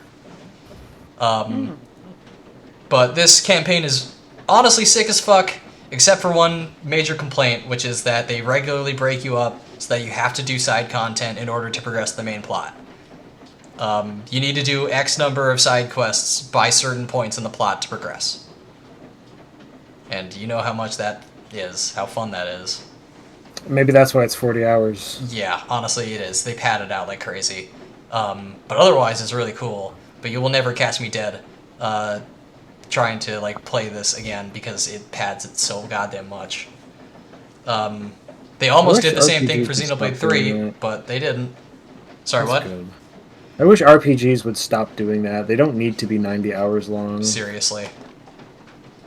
Anyway, back to the regularly scheduled programming. Rex wakes up in a dead city. Remember when I told you to remember Pyra's thighs? Instead of Rex waking up in Pyra's lap, Mithra wakes up in Rex's lap. Rex has grown enough that their situation and their relationship has reversed. It is Rex who is providing care for Mithra instead of Pyra providing it for Rex. I think it's a really cool mirror and a really cool narrative device that they bring it back to that. An essential moment in your AMV. Yeah. I think that's really cool. It's funny to tell people, remember the part with Pyra's thighs, it's important, because cinematographically, it's actually important. Anyway, Rex and Mithra awaken alone, and none of their party members are around, and they're in what looks like a ruined metropolis that Rex determines is the land of the dead beneath the Cloud Sea. They fell all the way there from the cliffs of Moritha, and now they're in Moritha proper. It's basically hell in this world. And they have a quick moment where Rex asks, like, do I call that other form Pythra? And Mithra is like, actually, just, like, call it one of us. Like, call it Pyra or Mithra. I don't really care which. We're technically the same person, so it's not a big deal. And the game actually makes you choose. Huh. So you get to pick your favorite waifu here, Pyra or Mithra. Which one's your guys? Probably Deafening Pyra. silence. Yup. Good choice. That's my answer. I mean, if I have to pick between them, probably Pyra, because she seems nice. That's fair. Mithra seems like kind of a bitch. Yeah. There was a moment I glossed over earlier where Zeke actually asks Rex this question directly. And he's like, I like Pyra because she's nice, but she can also get really pushy when we're in just, like, downtime and social situations. She's kind of not a tiger mom, but you know what I mean. And Mithra, despite being, like, a tsundere asshole most of the time, she's genuinely very caring and wants the best for Rex and is, like, very needy. She is the one that would, like... They go to Fan's funeral when she dies, and Mithra wants nothing more than to be, like, cuddled up next to him and consoling him. And Pyra is actually the one that tells her not to do that. Because he needs space. Anyway, you pick one of those two. In-game, it actually, whenever you turn into that form, Rex refers to it as such, and even does so in cutscenes from then on. So if you choose Pyra, he'll refer to her as Pyra. If you don't, she uses Mithra. So you asked before if there were, like, differences in cutscenes. So there you go. There they are. Anyway, you stumble across Jin, who's fighting some weird fucking nuclear zombie thing, and losing, and save his life. And he joins up with you for the time being. Poppy and Bridget also show up, and Gramps, saying that they lost track of everybody else, and this little hodgepodge of weirdo characters that don't, like, go well together have to join up together now. So you actually get to play as Jin, and Rex, in order to make up for the lack of other roles in the party, now that he's awakened to the full power of the Aegis, is able to equip any blade, no matter who it's on. So he can actually equip Bridget, or Pandoria, or anybody besides Poppy that he wants. He can just pluck blades from anybody. And this provides a lot of cool new gameplay opportunities, because you get to see what some of the story blades are like on him, or just, like, mix and match Rex's group around as much as you want. He'll have a couple of already bound blades on him, because you've been playing the game by this point. So those are going to be forever permanently on him, unless you overdrive protocol them to other people. And this is neat because you never have to bond blades on Rex again, because he can just pluck people from other party members. At the same time, if you do New Game Plus, you will lose this ability until this part of the game hits, meaning Rex will have, like, only as many blades as he's left if you have bonded them to other people using overdrive protocols. So, that's just a weird thing to consider. I don't think they thought of that when they made New Game Plus, because they added that later on. Anyway, I'd like to talk about fucking Moritha for a bit, because this place is probably the most visually interesting place in the game, and that's saying a lot compared to the rest of this game. The enemy designs are stellar. They look horrifying in ways that you don't expect from a cutesy RPG with cat girls. And the city looks really cool, and most particularly, all of the writing is in English. Ooh, fun. While you're here, Jin also comments that this is the land the architect came from. And that he has lost faith in the architect because if this is the world that he came from and it's destroyed, then what the hell, like, faith do we put into a man who comes from here if he's guiding our new society? It's cool to have another different character that's got a much more pessimistic, nihilistic outcome or outlook on life with this weirdo party. And it's interesting to get some more lore about the architect as well, because we start getting a whole lot more from here on out. It sounds like he was just a man living in whatever this society is, and whatever the hell happened here led to some sort of crazy nuclear fallout that is something way beyond what the world should be.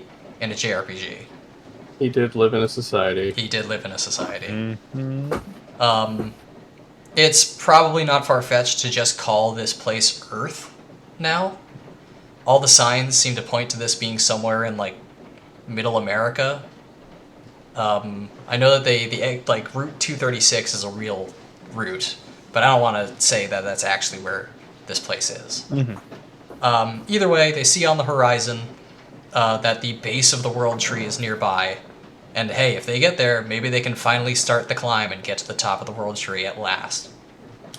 Another, well, no, it's not just Nintendo. Yeah, another Nintendo IP to go into the, to have the post-destroyed Earth, like, lore Yeah. attached to it. This part blew me goddamn away. You mentioned Xenoblade X before. I thought this was New LA from Xenoblade X. And I was like, are we really tying this into that? Jesus Christ. Spoiler alert, it's not, but you know. We got some more scenes. There's a scene with Bridget asking Jin if he can take a look at this diary that she's kept throughout every life she's had to make sure that it's like accurate. He brushes her off, but later tells her that yeah, it's accurate, so she can have faith in her past lives. Mithra does Poppy a microaggression, where Poppy goes off to kind of look at the surrounding area on her own. Mithra follows her and says that she blames the destruction of the city on the technology that they built. And Poppy begins to wonder if she'll do that someday because she is technology. So Mithra and Poppy make a little promise where if Poppy ever looks like she's going to destroy the world, Mithra will stop her. And Poppy asks what Mithra wants in return, and she says, I don't know, just like a promise. Can you like do a favor for me when I ask you to? And Poppy's like, yeah, that won't bite me in the ass. It's gonna bite her in the ass. Yeah. Seems like it. And they finally get to a huge, weird nuclear zombie thing. That's a way more difficult fight. It can change element and resistances as you have blades equipped. The rest of the party finally shows up to help you fight it. And Jin comments that like, oh, this is just what the monsters down here look like. This is just hell, so don't think about it much. As Rex pulls a driver's license off of it. Oh, jeez. And while they're down here, they also find the ruins of Old Torna, the country. And Rex learns that in their culture, they learned of the fact that they learned where the Titans come from. Titans are blades that have reached a point in their many repeated lives that they've assumed enough data from the outside world that they basically like metastasize into Titans. Is it just me, or is this game's one plot twist is that something is a blade? Kinda, yeah. I mean, to be fair, looking at Titans, they have core crystals too, so anyone with eyes could probably figure it out immediately.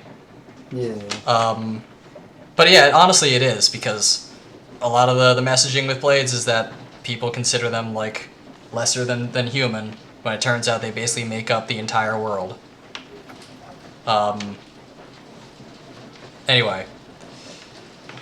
So Rex learns of this, and then finally Jin's Uber arrives and the rest of Torna comes and picks him up. They almost kill the party, or at least they almost try to, but Jin's like, no, fuck you guys, they helped me live. They got me over here. We're gonna give them this one favor, leave them alive. And they're like, okay man, this is weird, but whatever. Cue the final parts of the game. Fucking finally, am I right? Jin has left the party, but they find themselves at the base of the World Tree, and the climb begins. Turns out inside of the tree is mostly technology. Like, it's pretty much entirely metal on the inside. It's like got elevators and floors and offices and shit. It's really weird, and no one's really sure why. But Pyra has access to some sort of like what's the term? She can access all the technology within. It'll listen to her and work. So they're at least gonna have that going for them as they make the climb up. Because now's the time. It's time to make it to Elysium.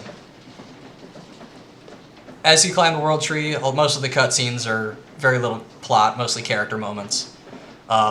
although the theme is sick as fuck, and I wish I could play it without ruining the stream.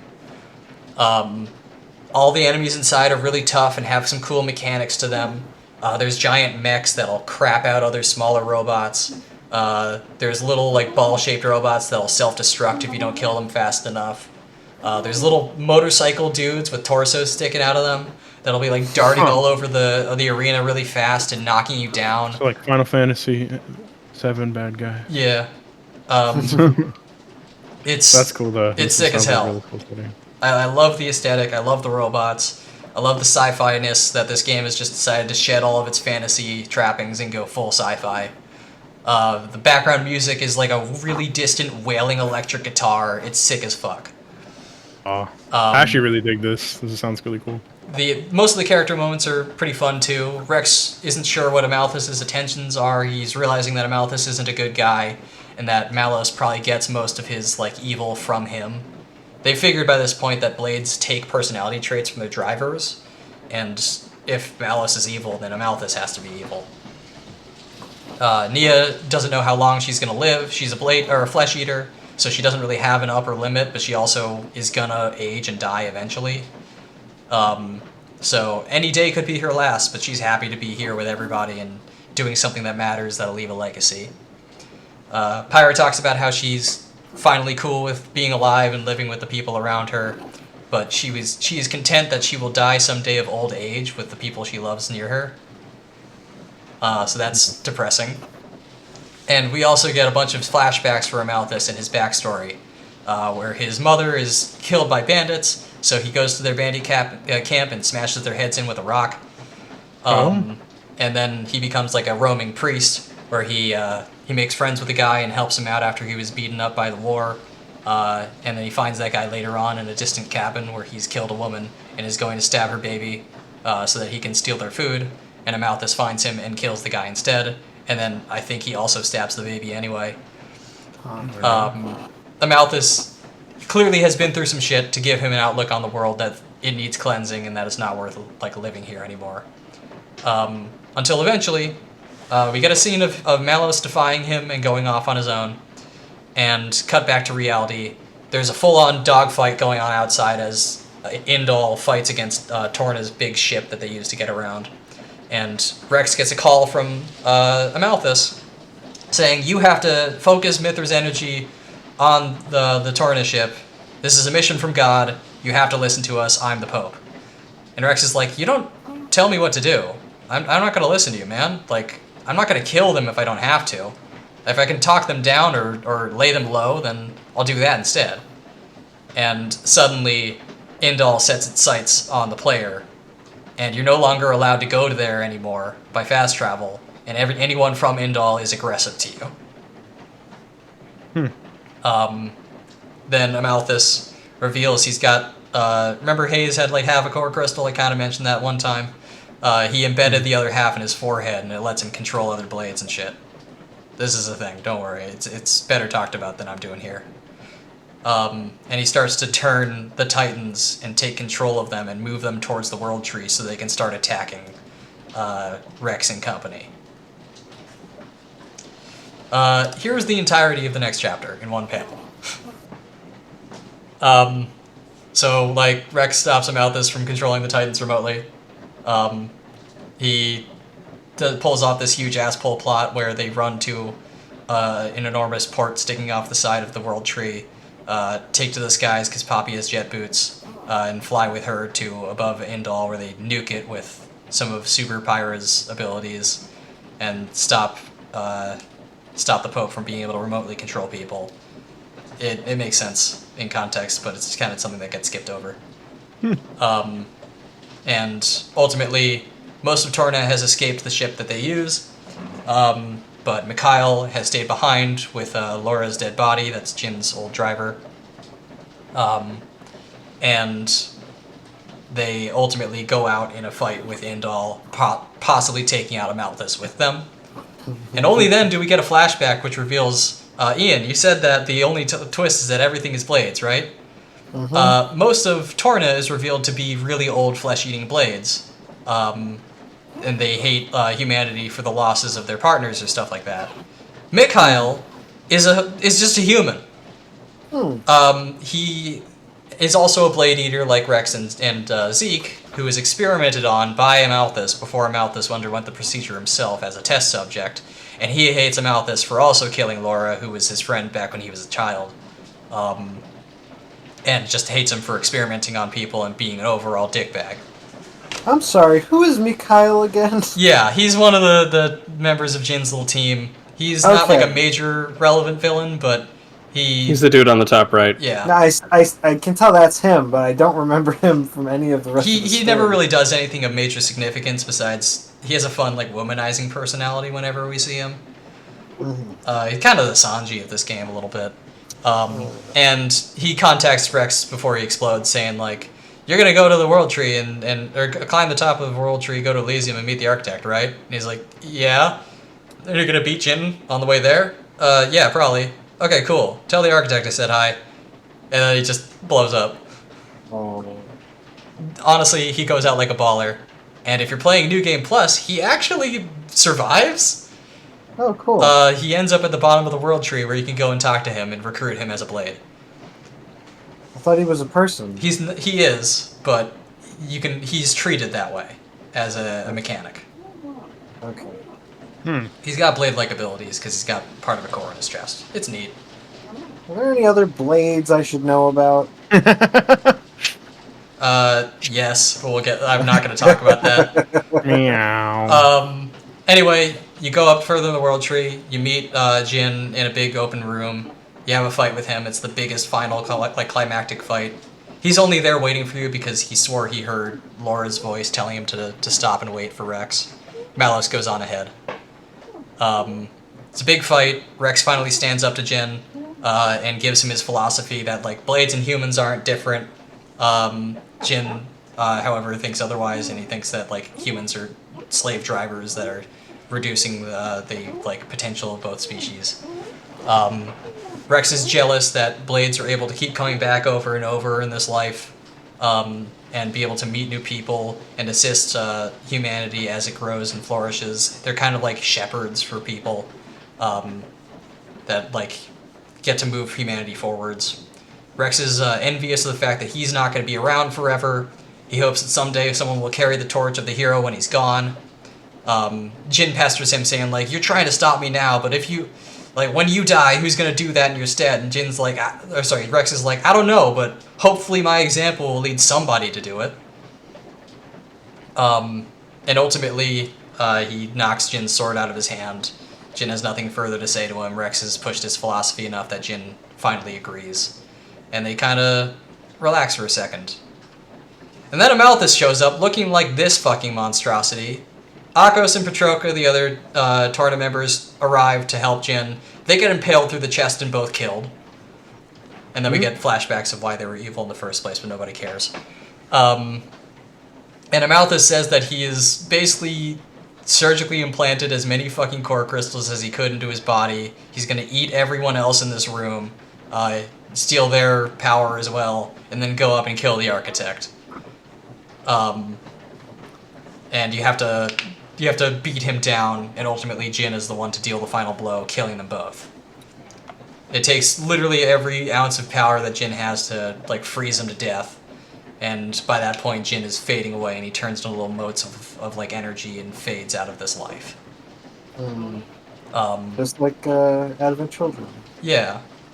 And definitely nothing further later in the series that makes things more suspicious of whether or not he's dead.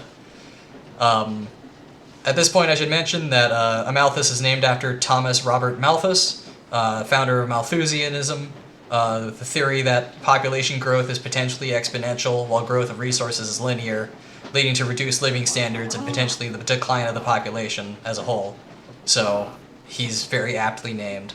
However, in Japanese, his name is Marubeni. So, Ted, you might have to tell me what that means instead. Marudeni? Benny. I'll send you it in Japanese.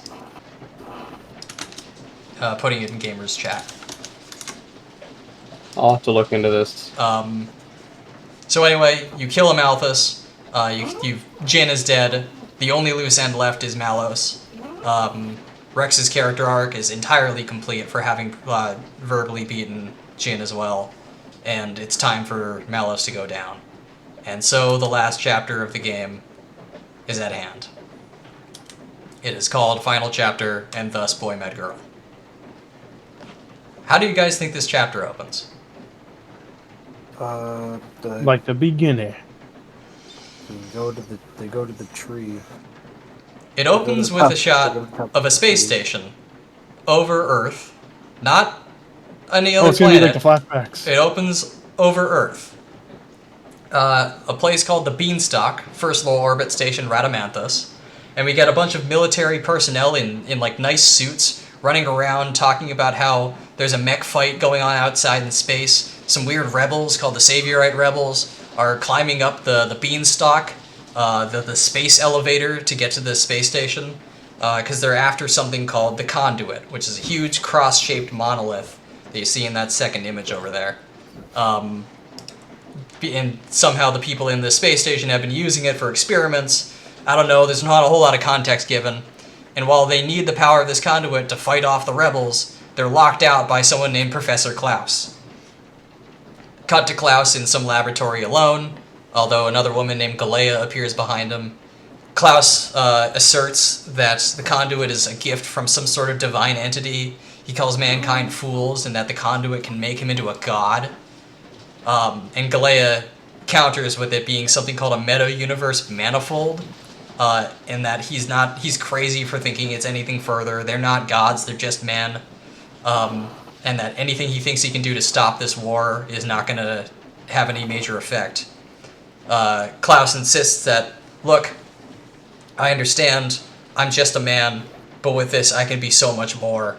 I'm going to destroy this universe. I'm going to make a new universe where people can finally live in peace, and you're not going to fucking stop me. And he shoves Galea behind him, presses a button on the keyboard, and the light around the ring around the planet wraps the planet in some sort of bright energy, and the universe fucking explodes.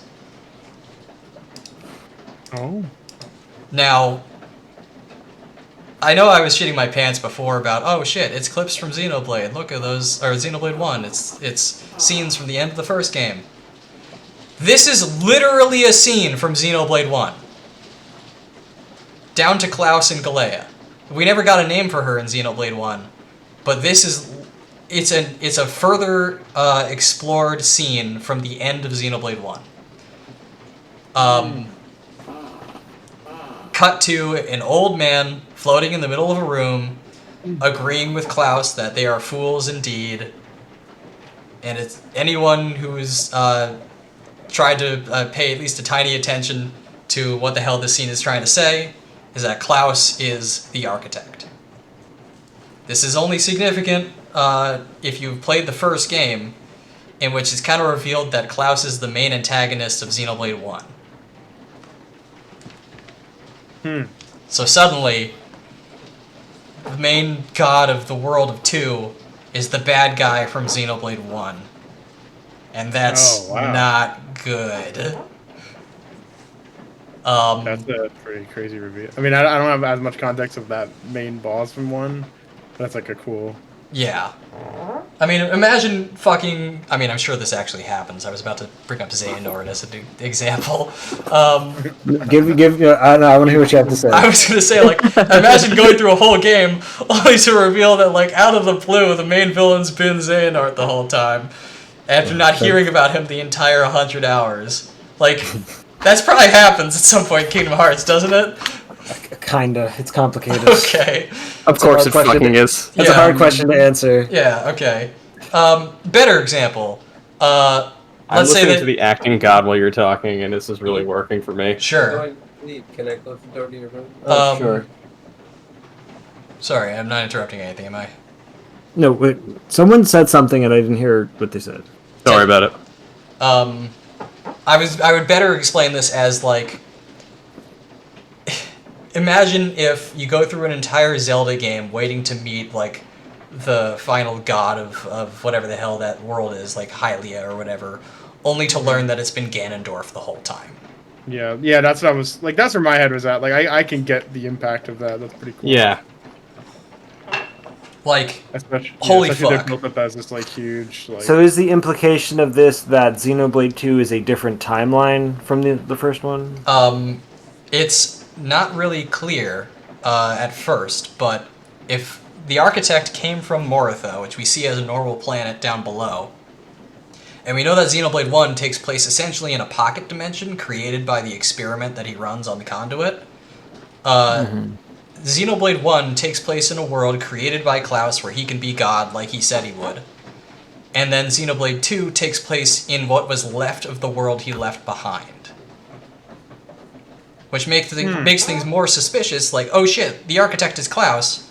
But then the better question is, well, what's he doing here?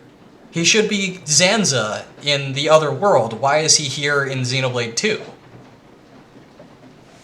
What's going on? And the weirdest part of this all is the conduit itself, a giant glowing cross. Which, by the way, is from the previous Xeno games. ooh, okay. In Xenogears and Xenosaga, it was known as the Zohar, which is, I believe, named after a Jewish principle about, like, monotheism or something. In Xenogears, it didn't have the cross shape, but in Xenosaga, it certainly did. And that shape is even represented over on Pyra's core crystal, and Malos's, which I haven't really shown off yet, to be honest. Klaus mentions that it's from another universe, too. This is full stop Tetsuya Takahashi being able to use something he no longer has copyright access to. Huh. And I think there's nothing ballsier than doing that. That's pretty sick. And the only reason that we have this level of lore on the conduit, such as, I know shit that like, it was found in Africa, which the Zohar in Xenosaga was also found in Africa, specifically Kenya. And the World Tree was built to house a laboratory at the very top and shit like that, where the conduit could be studied, and that all the artifices, the mechs that come out of it, or that respond to it, were made by the conduit itself, and this thing called the Trinity Processor, which was where the cores of Pyra, Mithra, Malos, and a mysterious third Aegis we haven't heard anything about, were all, like, built to kind of maintain the conduit. And the only reason I know all this lore is because it comes from a fucking model kit for the mech in this game. Oh my god. That's really funny. And it's in Japanese! What a way to like hide that. No copyright person's gonna look that deep. What the It's fuck? like, it's like Dark Souls. You gotta read the item descriptions, except the items are in real life. Yeah! And it's written by goddamn Mui Mui, the annoying nobody from Chapter 4. What the fuck? Anyway, Rex and company ascend the elevator to the first low orbit station. They see out into space, out the window, and see the curve of the Earth, and everyone's like, whoa, what the hell is going on? By the way, fun fact about the lore of this game, they don't have a word for planet. They don't know what that concept is. So they see the curve of the Earth, and everyone's like, what the hell is going on here?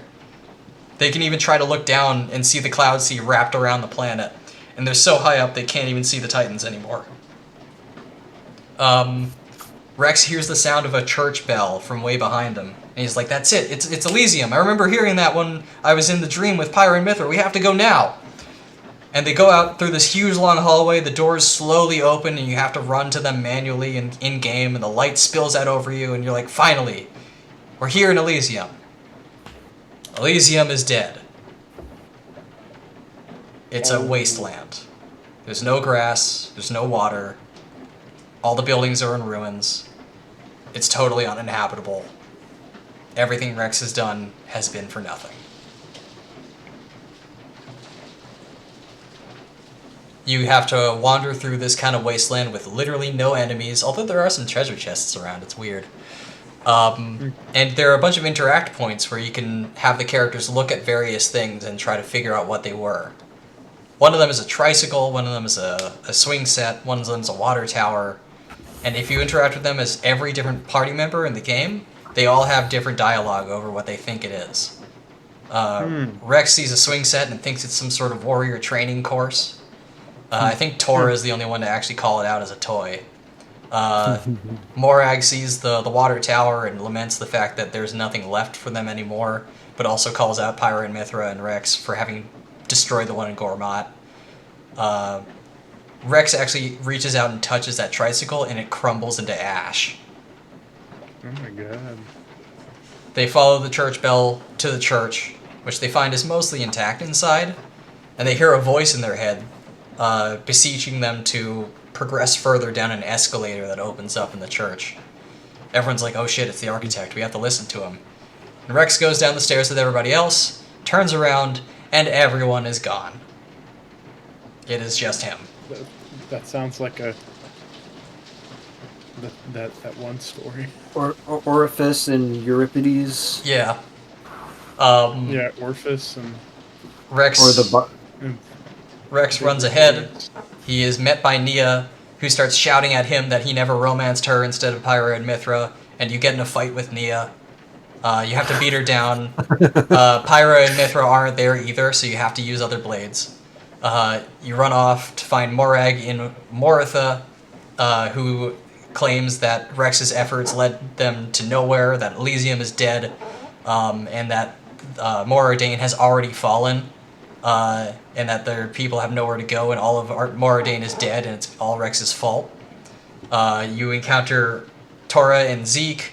Tora laments that Rex lucked into being the driver of the Aegis. He doesn't deserve it, while Tora works really hard to be anything even remotely akin to a driver.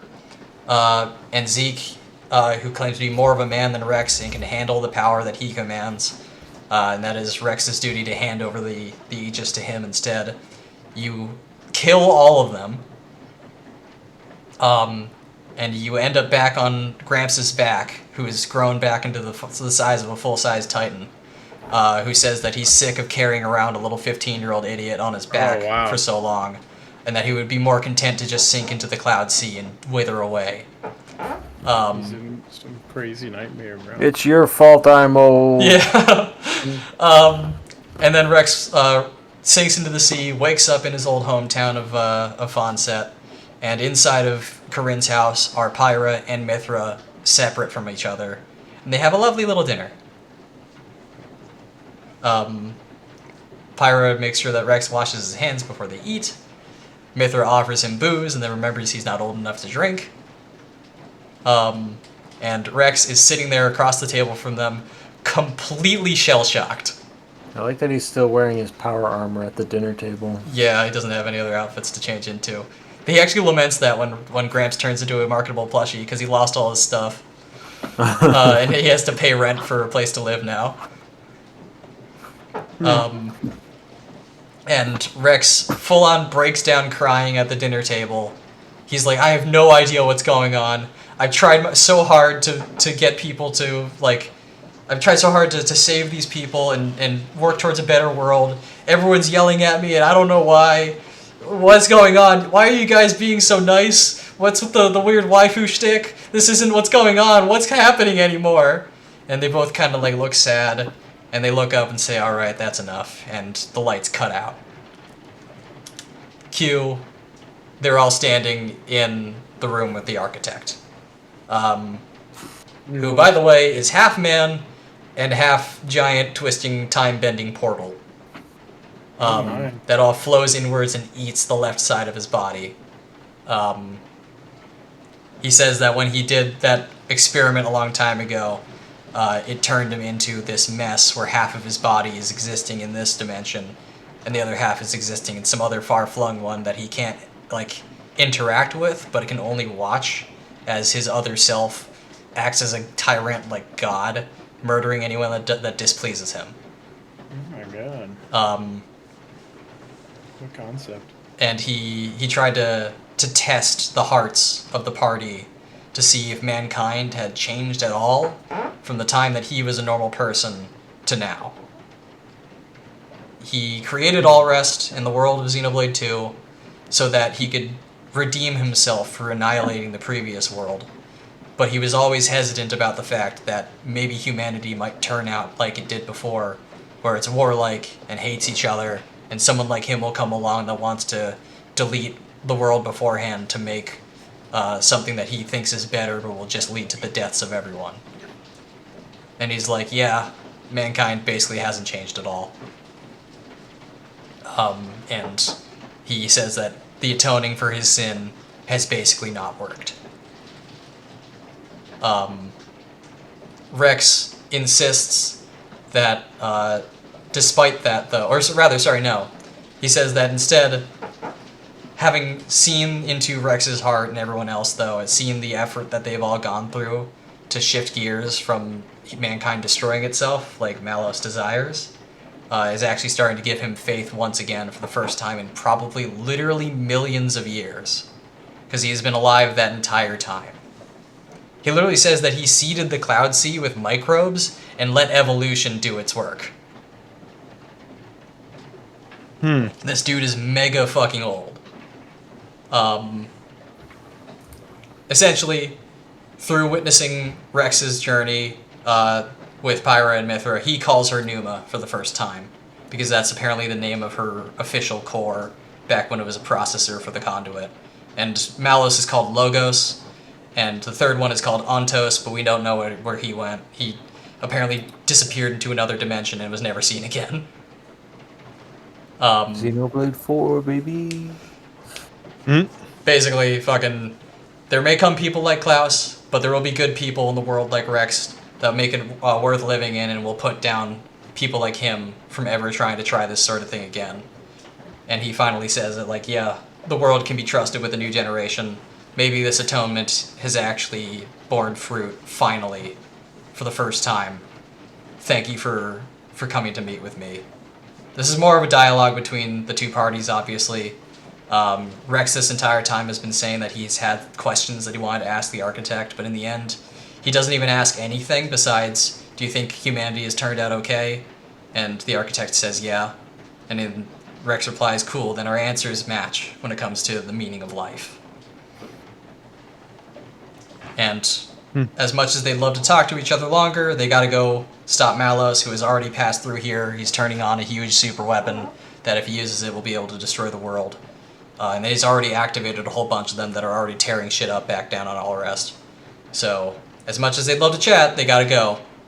And the architect also mentions that the conduit, where Pyra and Mithra get most of their power, especially to do that, like, green super form, he can feel its energy is kind of flickering. It's not going to live in this world for much longer. So if they gotta go defeat Malos, they gotta do it fucking now.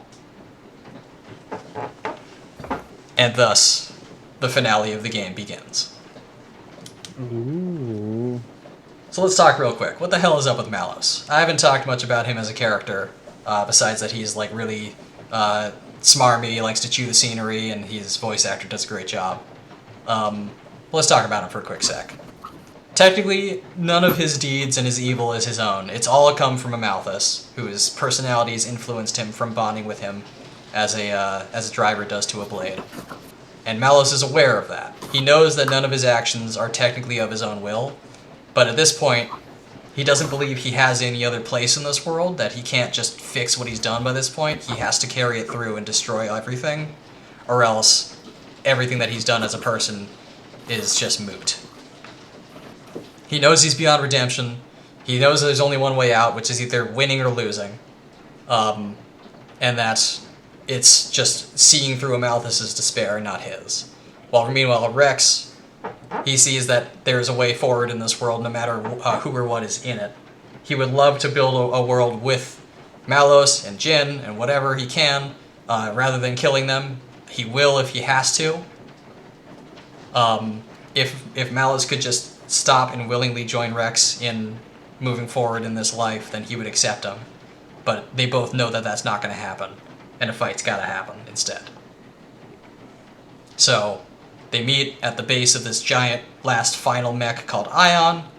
Malos flies into it and takes it over, and the fight breaks out between 5 little baby people and a giant robot. Looks like that thing on the top.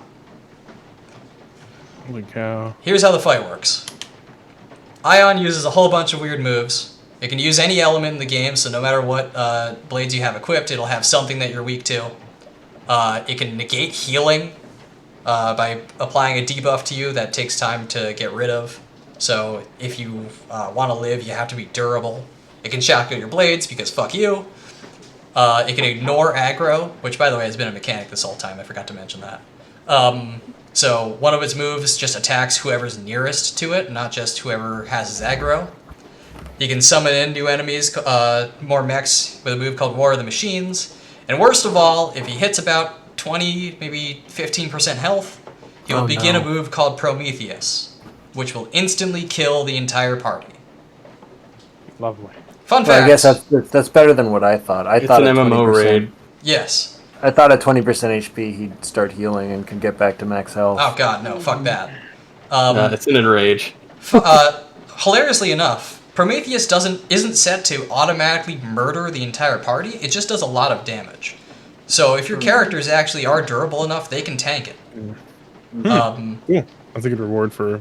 It's not like Supernova where it can never actually kill you. So the strat for this fight is pumping him full of blade combos, so you stack as many orbs on him as possible. And once you get him down to 20% HP, and he's got a ton of HP for you to do this over and over and over again with a bunch of different combos of elements, by the time he reaches 20 HP, you need to start a chain attack in order to start breaking those orbs. And while you're in the chain attack and he doesn't get to attack, you have to kill him. If you don't, he'll just Prometheus you and kill you. So you better have done this entire fight in preparation for this point, and it is the capstone of this game's combat loop. The full intentionality behind it, having every move that you make lead to this final goal of the chain attack. It is a perfect example of this game's combat. It's legitimately really cool and really good. The ad phase is a little weird because, I mean, I'd rather fight the big robot than a bunch of smaller robots, but whatever. The effects are really cool. The set piece is really cool. You're looking out beneath him over the planet beneath you. It's just really, really awesome. That's cool. I like that kind of stuff. And halfway through it, something weird shit happens, where at half health, it cuts over to the world in flames, basically. Everyone's trying their best to fight off the other machines that Malos has going. And it also cuts to the architect, who is like, please guys, you have to hurry up. As soon as the conduit leaves this universe, I'm gonna go with it. And when I go, I can't say what's gonna happen to the rest of the world tree. It could collapse under you for all I know. And as he's mumbling, like, please, they have to hurry, it focuses in on the portal on the left side of his body, and you hear a voice inside the portal say, today we use our powers to fell a god, and then seize our destinies. Which is the last line that Shulk gives his final boss as he kills him. Oh, fuck. The Architect is a gate to the other world of Xenoblade 1. The two of them have been happening simultaneously, and because the final boss of Xenoblade 1 is an alternate version of Klaus, when that guy dies, Klaus is gonna die, Rex is gonna lose access to the conduit and his powers, and they have to hurry up now. Oh shit, that's pretty cool. You finally take Malos down, the Artifice Ion falls apart, and he flops down on his face really hard onto the metal flooring, and he laments that if he had mexed Rex sooner rather than been Amalthus's blade, they probably could have had an incredible life together, commanding that level of power. But in the end, Amalthus really was the guy for him. He was the one that led Malos to be what he is, and by extent, lead Pyra and Mithra and Rex to be who they are. Malos isn't sad that he's dead. He's not sad that Jin and anyone else is dead. He's willingly accepted the fact that by antagonizing these people, it has led to the creation of a better world. And he fades away. They have a nice little moment of like, we did it. And then the world tree shakes.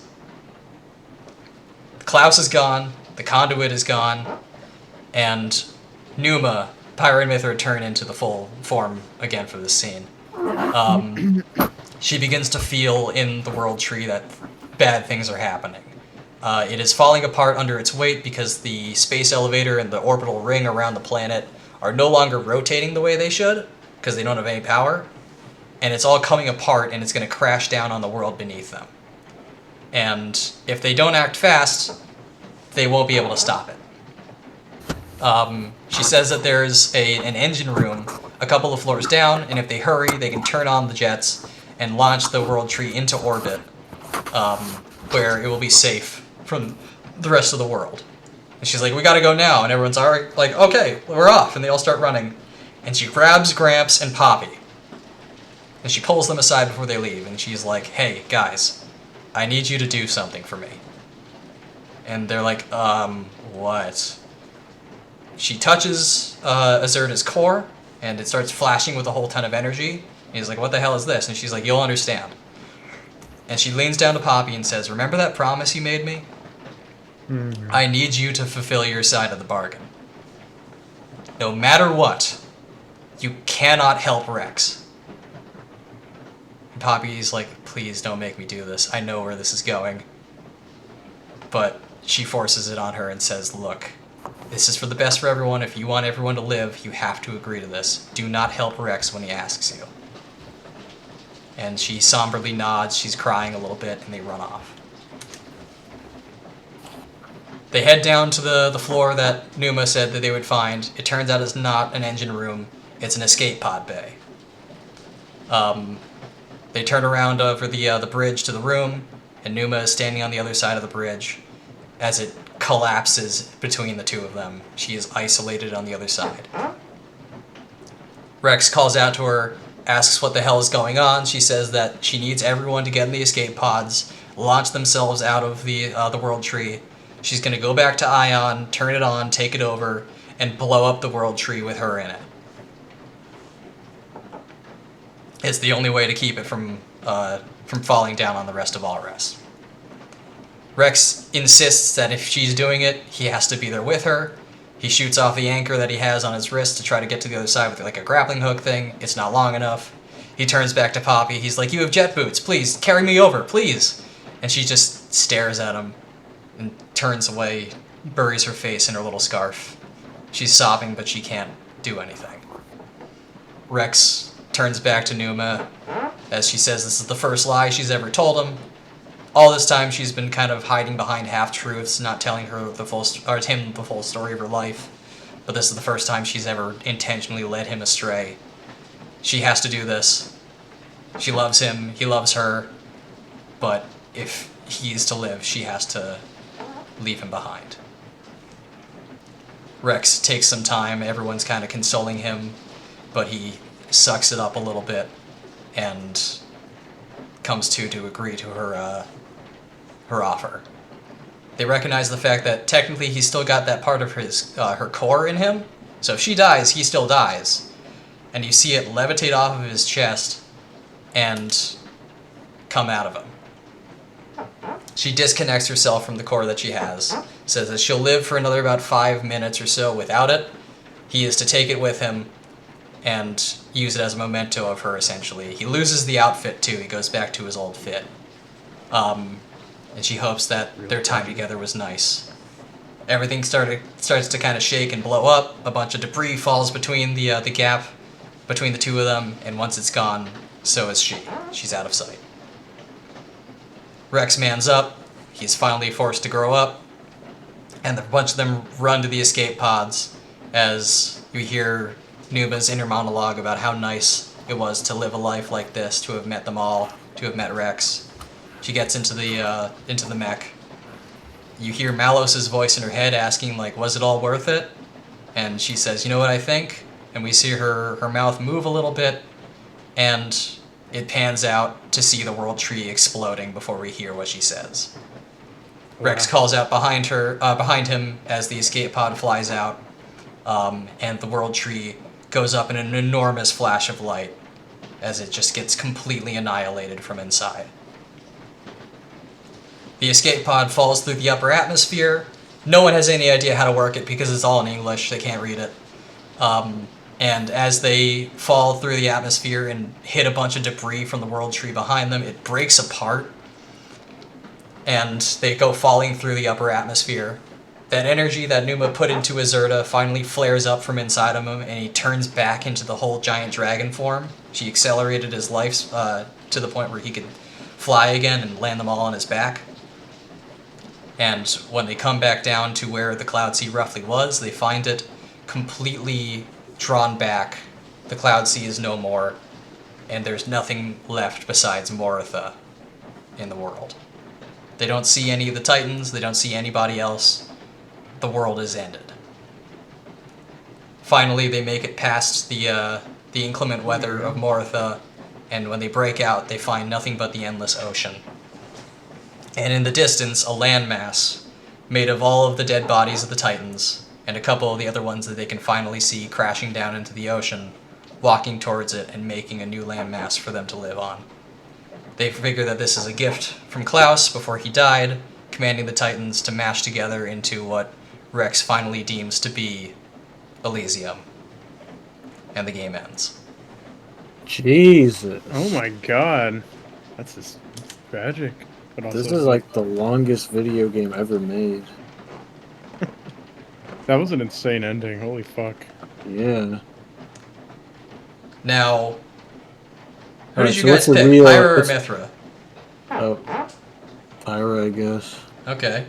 That's to say. Now show us the true ending. Yeah, credits roll, and we see scenes from throughout the game reminiscing about their lives together, until it finally comes out to Rex and Numa looking at each other from across the bridge, and cuts to Rex and the gang on Azurta's back. Rex is looking out into the horizon, and he feels the core in his hand start to glow and build up with energy again. It flashes the huge light, and on the other side of Azurta stand Pyra and Mithra, separate from one another. They have a moment where Rex is looking at them with just complete dumbstruck awe, and Poppy blitz past him and runs up to them and hugs them. They give her a kind of nice warm hug. Rex's eyes meet with whichever of the two girls you picked before, and you see them mouth something, and that's it. That is legit the end of the game. But they live. They live, but remember how I said that when a blade dies, they lose their memories? Mm-hmm. It's very likely that Pyra and Mithra don't remember the journey that they had with Rex before. Aegises have all sorts of crazy powers and abilities, but there's no guarantee that what they had is ever going to be a thing again. Rex has 2 wives, good for him, but we still don't know to this day whether they are the old versions of them or not. Mm.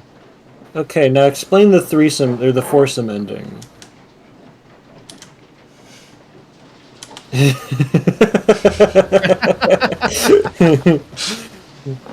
we go. There you go. Mm-hmm.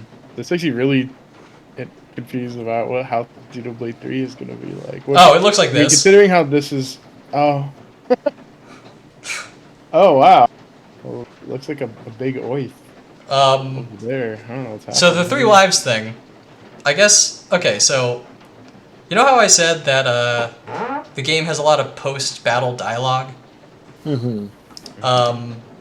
One of the ones you can get with Rex and Blade Nia is Rex saying to her, "Hey, so about that one time, like when you said that one thing," and she's like, "Oh yeah, we can talk about that later," and that's all the dialogue you get on that in the game.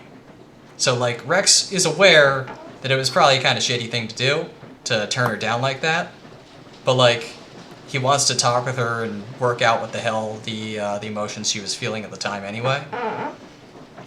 That's about all the context we get before Xenoblade 3, in which we just literally get the picture, which I don't think Ted saw on the meme slide, but I hope that you did. Just a moment, Ted. I'm chilling. I'm still streaming this, so you guys can see that, right? Yes, we can see everything. It looks something like this. Was this slide like cut from the presentation? Yes, I saw that. I did notice that. That's funny. Oh, I left a little bit of Pirate's shoes there. I think that's My me. favorite- Mr. Polygamy. My favorite picture from that one is the one where it's all the different Rexes, and one of the Rexes is just Rex on Mithra's head. Oh, yeah. Or Rex's head on Pyra's body. I thought was really funny. Yeah, sorry, let's pull that back up, because I tried really hard to get a bunch of really dumb-looking things for this. Yeah, I saw that. Um, I like that one too. I didn't notice the Link one. That's also pretty funny. yeah, there's a Rex outfit for Link in Breath of the Wild. Yeah. That's a Derma. The quest. That's what I still like the Rocky one the most. That one fucking kills me. Yeah. Yeah, that was really funny. Okay, who's supposed to be the big daddy? It's Wait, Rex, he's a diver. That's. Oh, okay. And he's got a that makes- lightsaber. I understand it, but I feel like Is that makes Tora just a pineapple? Yes, he is. that's pretty funny. Now, Ted, do you see it? It's kind of hard. This is a little blurry. It is? Damn. What are you pointing out? He's there. In that picture? No, just in somewhere on this slide. Oh, there he is, that motherfucker. Yeah. God damn it. Wait, What are you? What are you referring to? Behind the weak should fear the strong picture, there's a character from Xenoblade 3 that we still aren't really clear about the details of, and probably was present for one of the games, maybe? I don't know? The guy behind the potatoes thing? Yeah, Oh, okay. that's a character named Riku that, he's something, It's somewhere. it's actually pronounced Rick. It's a mistranslation because the Japanese pronunciation of Rick is Riku. How I just- about the picture of Tora crying over a churro that he dropped on the ground? That's cute. Good meme. So what else is there to say about this game, Sam? I hope that I got across the tone of the story, which is really the main reason I like this game. And I thank you for bearing with me for doing this whole thing for so long. Because Can I ask you the tone, something? let me just say that the tone and the world building and the weird lore shit that we get throughout the game is really the main draw of this game to me. I got this game shortly after release in December 2017 because I had finals at the time. And I was like, I want to play this game, but I don't want it to distract me. So I only got it after I finished all my schoolwork. And I think being on vacation and being able to play through this game on my own time and not have to worry about any other things I had to do besides a trip to Spain, I think, with my family, kind of is what elevated this game to me in part because it was something I could approach from my own pace without any sort of outer force bearing down on me like the internet and their opinions. Yeah, I mean, I don't know. I wasn't as I think from the surface level stuff, a lot of people were criticizing it. I probably wouldn't have ever figured out how things played out in this game, but that ending sounds really fucking cool. Like that whole final chapter. Yeah. Like the whole tower just being the kind of old world thing and You should listen to the final place boss theme. Oh, yeah. Yeah, Can I play some the music now? the music in this game is amazing. Let me pull up some music, I guess. Now's the time. Um, Yeah, that sounded really fucking cool. I was all for it. Here, I'm gonna pull up the YouTube app on. And the old world place and stuff.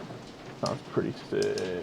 Pulling up the YouTube app on Discord, so join me in there when you can. Allow me to ask you something then, Sam. Sure. Do you have anything to say about post-launch content? I don't have anything in this this presentation because I wanted to just talk about the base game as it is. Here's the final boss theme. But post-launch content is actually pretty sick in this game. I was gonna have a slide about it, but I figured that the presentation was getting too long, and there's a lot to say about the DLC. They added a challenge mode to the game that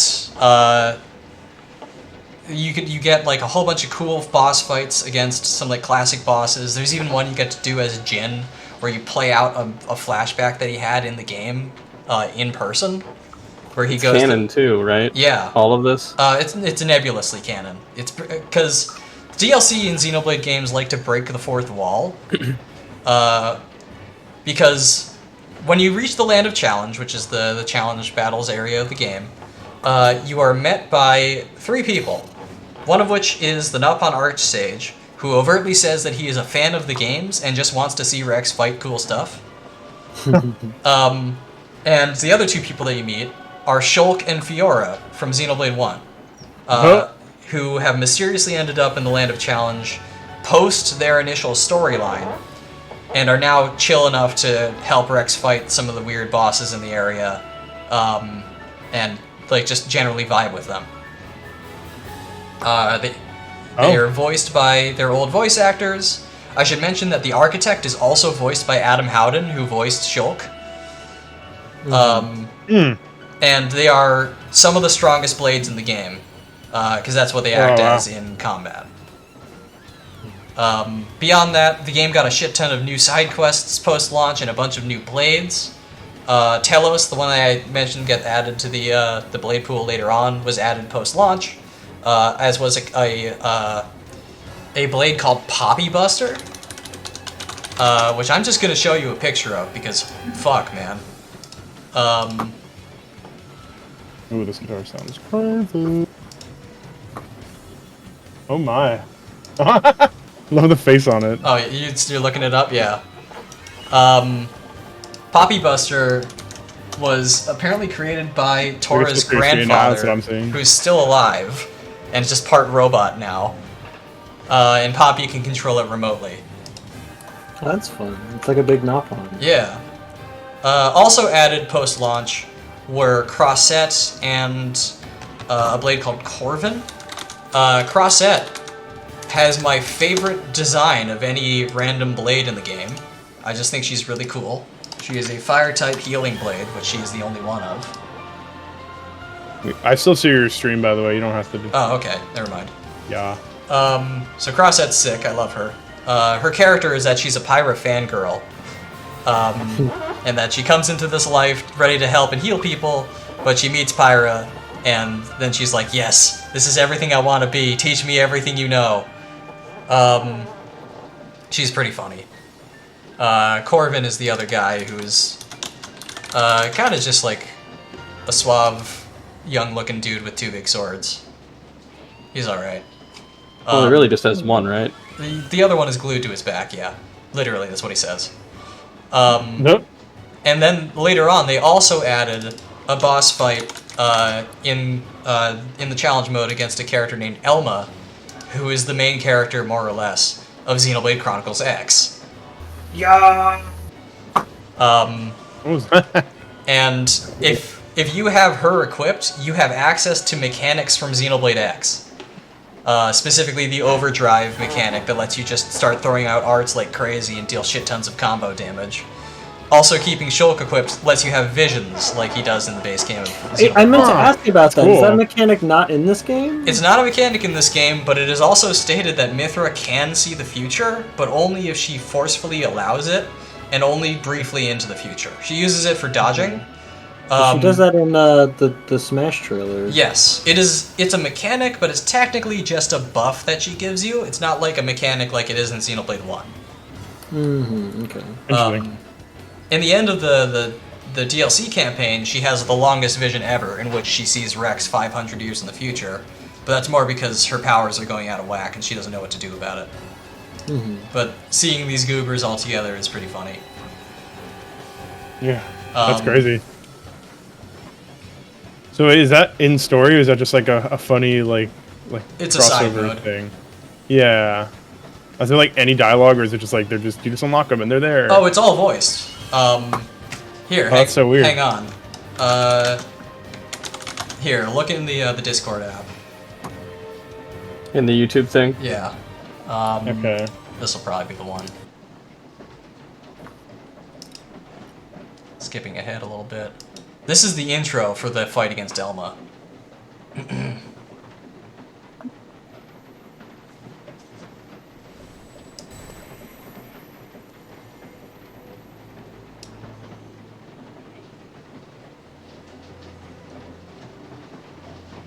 I think I think Elma has the coolest design of any Xenoblade protagonist. Don't you not play as her? Incredible. You can. What a stunning view. Technically, you make like a custom character, but she is the real protagonist. Let's be honest. But you don't play as her. You can play as her. Okay. Cherry? Yes, it really is. From the country he loved so much. Where did all this data come from? And such a wide open battlefield, too. Very realistic for a simulation. I'm pretty impressed. That Note 1 trader really gave me a good deal on this.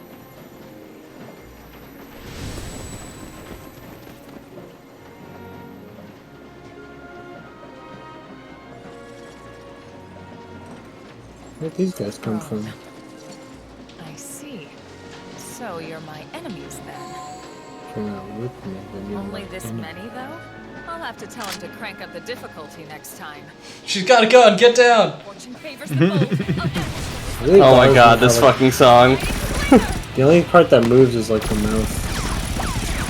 Yeah, this is what the canned animation cutscenes look like. Although usually they're better than this. Elma's mouth just kind of moves on its own.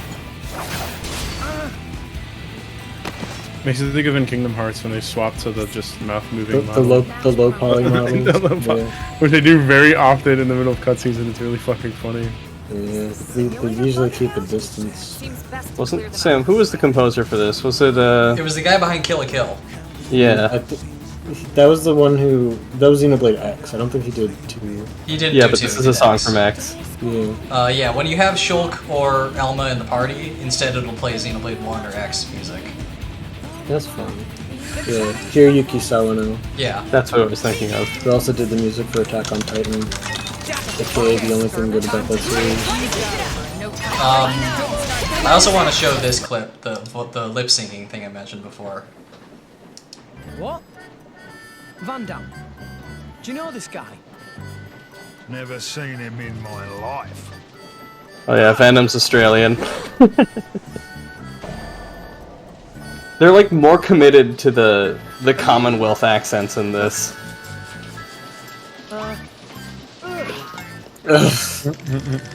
You really are a bunch of rinky-dink, bogus, stupid, no-mark drivers, aren't you? This is it. Behold the mighty Zeke von Gembu! Wait. Yeah! Mostly known as Oh god, why? and often addressed as the Zekinator! He's the best. I love him so much. Behold my blade, Pandoria! And this is my sword, This is my other blade. Lightning Dream Smasher! If you want a taste, come and get it! It's They not should have even just had purple. Nomura do his like character design. We're good. It just made him goofy. No! That's pretty fun. Wait! What? Mr. Crash? Barbarians? This guy. I'm tired of him already. Gah. You think you lowlives can lick the three of us? 3 of you? I count 2. Lost someone? Oh, get a load of this. Our beloved mascot, Turtles! Reveal yourself! You know it's supposed to be like Meowth or whatever. Turtles! Turtles! Where are you, boy? Turtles!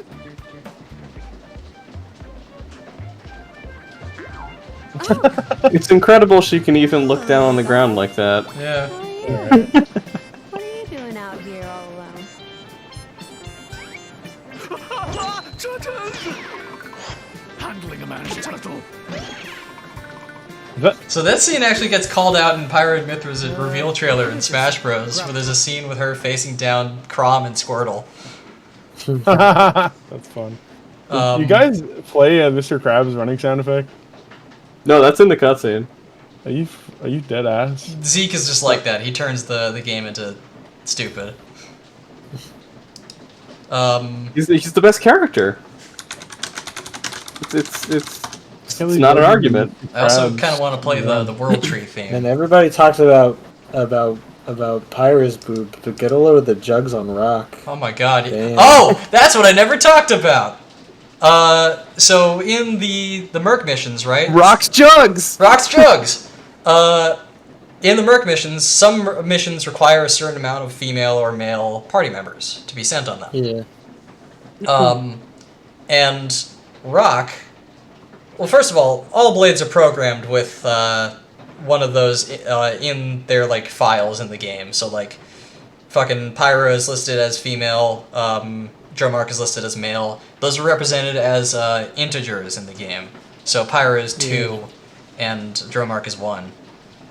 Then there is also a 3 for animal-shaped blades. So Dromark is actually not a 1; he's a 3.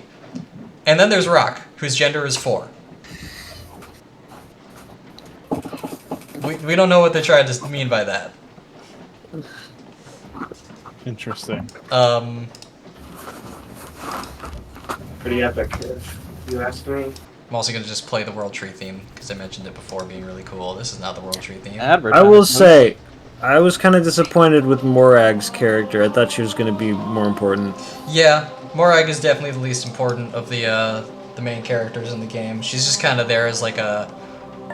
I don't want to say moral compass, but maybe as like... What's the word? Ethics? No. I mean, I thought she was gonna be like the Zuko or Vegeta. I thought she was gonna have like the redemption arc, but she just kind of just starts working with you and then never stops. Yeah. So when Niall, her brother, the Emperor, gets blown up, she for a time leaves to like work with him and help him back on his feet. But he decrees that like the meeting with Banna taught him an important lesson. That he can't like rely on just himself to like see things through. He's got to rely on other people around him, and by Morag being there to help him back onto his feet, he's not gonna be able to cement that lesson into his head. So he'd rather she be with Rex right now, helping him see his own goals through, and he'll be able to handle the Empire on his own without her. I guess She reluctantly leaves. I guess I'm kind of confused as to why they fought in the first place, but I don't know if I want the answer to that question. Yeah. Personally, my brain is so tired from absorbing high-level ideas all day. Fair. Yeah, I'm also tired, but that was a really good presentation. Yeah, I think he did a good job of communicating what was interesting about the story, although it was I don't have to play it. I'm just kidding. Actually, no, the combat sounded really nice. I was really like, even if it was just the beginning section, I wasn't during my time with Xenoblade 1's combat, so I was like, maybe I'd like to. I don't know if I'm prepared to have an opinion on the story based on what you said, because there was so much of it. I'm still kind of processing it. That's fair. I'm just here to hang out with you guys. And it does make me wish that. It does make me wish that I liked the art direction more, because it does seem like the story is genuinely cool. Although it does seem, I'd say go ahead. In my opinion, it does seem, I wouldn't say incredibly, but it does seem like it's kind of unfocused, and also like there's a lot of padding, which I detest. There's like 2 major moments where the padding is like notably not great, but beyond that, I think. I mean, that's the funny thing. Like, even the dumb robot maid shit is actually like really important to the story, in that it sets up the whole thing about artificial blades causing nearly the end of the world by the end of the game. Contributing something. Yeah.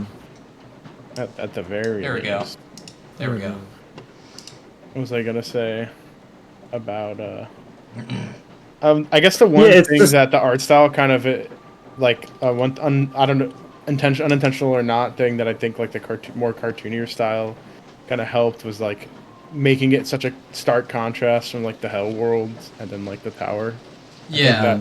Especially like that goofy like cutscene we just watched is in the same game with like the last moments, and I love shit like that, so like that probably would have like really done it for me. The funniest thing to me is that when you actually get to the scene with just Klaus and Galea yelling at each other, Klaus is basically the style of Xenoblade 1. Like, he does not fit in the style of 2.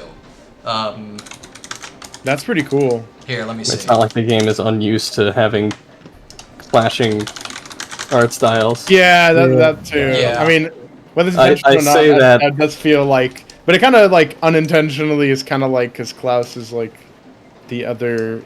That's the antagonist of one. God, I got a lot of the characters mixed up. I don't know if I'm. But like, He's the looking guy at who's like half. Wait, no. looking at Shulk here in his old Wii glory, and then looking at Klaus, like, it's a lot closer to the original game style rather than Xenoblade 2's. The large like lashes on his eyes, sure, I could see is more the anime style, but like, the facial structure is more like that. Mm-hmm. Not to mention Klaus is literally supposed to look like Shulk specifically. Yeah. So, yeah. I will say, because when you were going over like the characters and the story and stuff, it just was making me think about like some of the games that I've written about and have been writing about, and I'm just like, wow, this game has a lot of the stuff that I complain about those games not having, and it's just like, it's like an actual. When will they merge? It's like a story with characters, and the characters have motivations, and the story is actually curious about exploring its like fantasy and sci-fi concepts in the form of other stories, and it's like, man, I wish. I wish. Why are they here? No, I wish. Yeah, exactly. What you're saying, Why can't these be in the games that I like? The games I want to play. But it's definitely it's earned my respect. I will Well, say, yeah. next time maybe you guys can join me while I complain about Xenoblade 3. Oh no! Xenoblade 3 is nihilism validated. A critique of Xenoblade Chronicles 3. I don't dislike Xenoblade 3 overtly, but I have my problems with it. The biggest being that after 2 and enjoying this world that is set up in it, and like all the weird lore shit and the side quests. Did you know that like chocolate's only grown in Araya, and a guy in Gormott wants you to smuggle some over for him before he dies? Like shit like that. That's cool. Fucking Xenoblade. I was ready for Xenoblade 3 to drop, and I was thinking to myself overtly the sentence, "I'm ready to fall in love with another world." And then Xenoblade 3 is a world that is intentionally empty. It's like a liminal space. It basically is. Kind of is, yeah. I mean, yeah.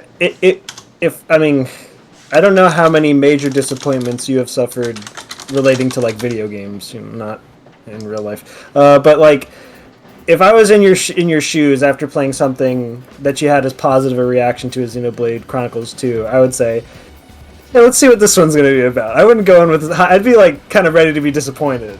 I was satisfied very well with Xenoblade 1, and the definitive edition had come out of that, and had a new story expansion that had some really cool elements in it.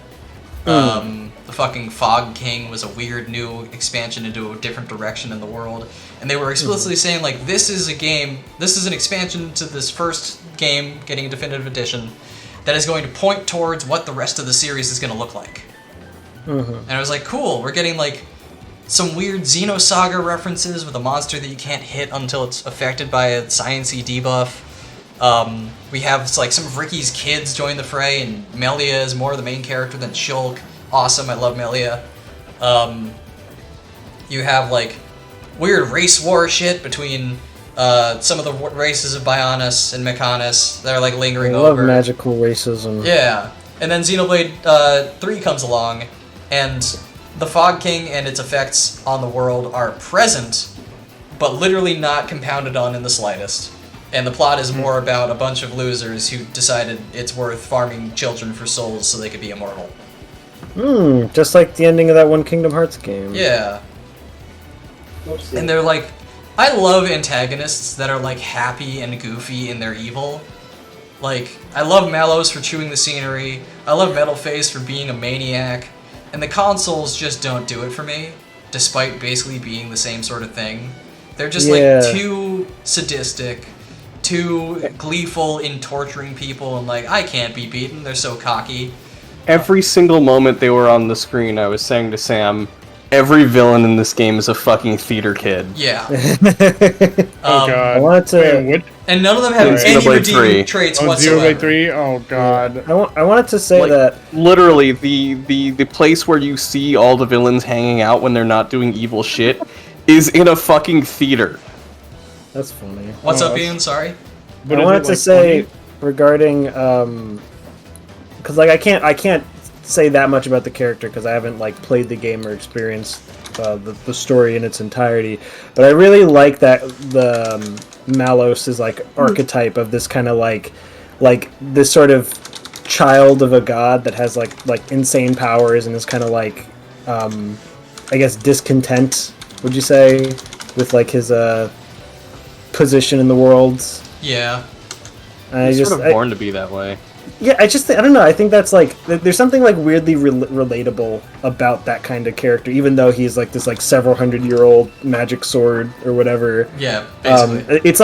It's like humanizing. Yeah. And you kind of understand like why he's so nihilistic and he wants to destroy everything, right? Isn't that his goal? Yeah, but he was never really given a choice. Exactly. Yeah, and that in a way that the Blades kind of take their personality traits from their drivers is kind of similar to how we sort of, develop our personalities based on who we're raised by. And like I said, I find that to be like a weirdly humanized character. And Yeah. I enjoyed that aspect of the story. I thought he was a cool villain. I've seen Sam, are there... I've seen a way that's phrased where it's like, I'm not like the other girls. Bitch, I'm an amalgamation of every cool girl I've ever met.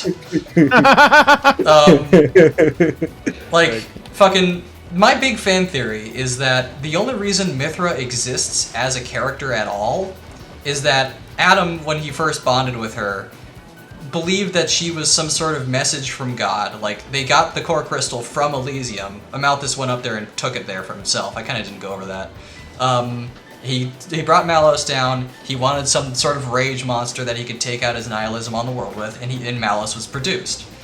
Adam was given Mithra's core crystal to try to stop Malos, and Adam saw it as like a divine being that is here to help him, that he's also hesitant to use and scared of its power. Adam says so in the DLC. He was worried about not being able to control Mithra, and he's kind of right, because that worry of her power then is channeled into her personality being someone who is so cocky in her power. Because in Torna, she's basically just like a little brat teenager who's so ready to nuke anything she wants because she can do it. That she embodies that fear that he expects from her. The Aegises respond seemingly more so to their drivers than anyone else in personality. That they basically become what the person is expecting them to be. There was something else I wanted to say about Mallow from Super Mario RPG. Yeah, I love him. He's a little trying to fluffy remember dude. trying to remember what it was. I love that we get to see times when Malos is worried or sad. After you beat up Jin in Chapter 5 and he ends up back in Torna's ship later on, he's in like a little healing pod, and Malos is like sitting out there waiting and worried for him. And when he That's comes, right, boys. Yeah. Mondo cool. when Jin comes out, they're like, "Hey, how are you feeling after all that?" It's like, I need to be better, and Malos is like, "It's all right. We'll be able to do this so long as we work together." What I wanted to say was that the way you described him as being like kind of chewing the scenery and being like really over the top evil, it almost kind of comes across as like a defense mechanism rather than like he is just literally evil and has no redeeming qualities. Yeah. So, like I said, I think he's an interesting villain, and I wouldn't have guessed that by looking at him because he looks like a fucking meathead. Yeah, he does. The weirdest part of it to me Wait, is... Sam. What? What's up? Where's El Malos? Oh God, El Malos. Did you not put El Malos on the meme page? I guess You put How the did Chad. you not do You that? put the Chad one. There he is. El Malos. I have the YouTube stream open. Sorry. It's just Malos in a sombrero. Yeah. I was gonna ask you, Sam. Yeah, what's up? Are there any rare blades that you would shout out for having a good story? Let's see here. I mean, the first one obviously to come to mind is Dagas. So 'Cause each rare blade has like a personal side quest you can do. yeah. So Dagos is this fire blade who he's supposed to be an offensive blade because his axe is an offense roll weapon, but his stats kind of make him into more of a support character who like buffs other party members and shit. His story is that he believes he's the king of a nation that doesn't exist, and that by working with his driver they'll be able to discover it. But he's a pompous asshole who insists that his driver is like a knave to him and one of his servants. And ultimately, in his quest line, you actually start looking for this nation called Regideria, where you find like evidence of previous civilizations and a couple of like different titans across the world, until you find a place in Temperantia, the no man's land, that actually says that it once existed and sank beneath the waves. But it gives no evidence as to whether or not Dagos was actually the king there or not. Because how could he know? Blades lose their personality or their memories when they die. He's just weird about it. Yeah, that's an interesting. Sorry. All I was going to say is that if you guys have heard me talk about a Xenoblade 2 D&D campaign I ran, it was based on this side quest, where the players actually find the real Regideria, and it's got like a worrying backstory to it. And after the D&D campaign ended, a couple of months later, we did an epilogue campaign where Rex and company have Dagos with them, and the quest starts. And Morag, who showed up in the campaign, hears the word Regideria and was like, "Hey, wait a minute! I remember some weirdo guys who I met a couple months ago who are looking for the same thing. Let's call them in and see if they can report anything on us." And the players of the campaign are called to actually meet up with the main protagonists of the game and like talk shop through a side quest. So yeah, Dagos sticks out. Let's see here. I don't want to call him out for ridiculous looking ones too. Yeah, I don't want to call him out for being a good story, but Gorg is noteworthy in that he was designed by, I believe, Tetsuya Takahashi's wife. Did she do character designs for fucking El Shaddai? I don't know. That design makes me think of Soraya Saga. She did stuff for Final Fantasy up to 6. Then Romancing Saga. And Soma Bringer. Let's see here. Yeah, I was gonna say that the blades are kind of an interesting take on immortality. Kind of reminds me of Planescape Torment, how like the Nameless One loses his memories when he dies, but his various previous lives kind of come back to haunt him, like sometimes literally. Sure. Okay. It's interesting. Yeah, I like their take on immortality. I definitely have a thing. I didn't get to mention this during my presentation, but every once in a while I'll have like an anxiety attack about death. My brain will just get locked onto the thought of like sheer oblivion after I die, and I just won't be able to shake it for a while, and I start panicking. It's been a major issue for me for a while. I remember having to not to the get extent up, of you, but maybe. But I remember having to get up during like a class in high school a couple of times and say like I need to take a walk, and they just let me go. And this game having death be such a major theme of the game, with the blades dying and not fully coming back, or characters being killed off willy-nilly, it resonates with me a little more, I feel like, because of that. Got another cool blade for you. This is Wolfric. I brought him up earlier. Designed by one of the monster designs behind Final Fantasy XIV. He's a really nice guy. One of his first heart-to-hearts is about how he wants to help an old lady cross the street, but he's worried that she'll get scared of him. So, like, you have to help him become, like, noteworthy and nice enough in the community so that people can trust him to do nice things for them.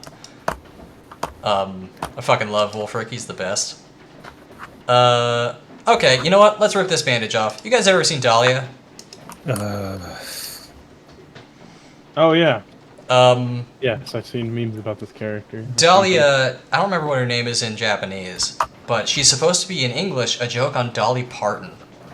Well, go up to the top. Let me see if I can read it. I mean, it's ski.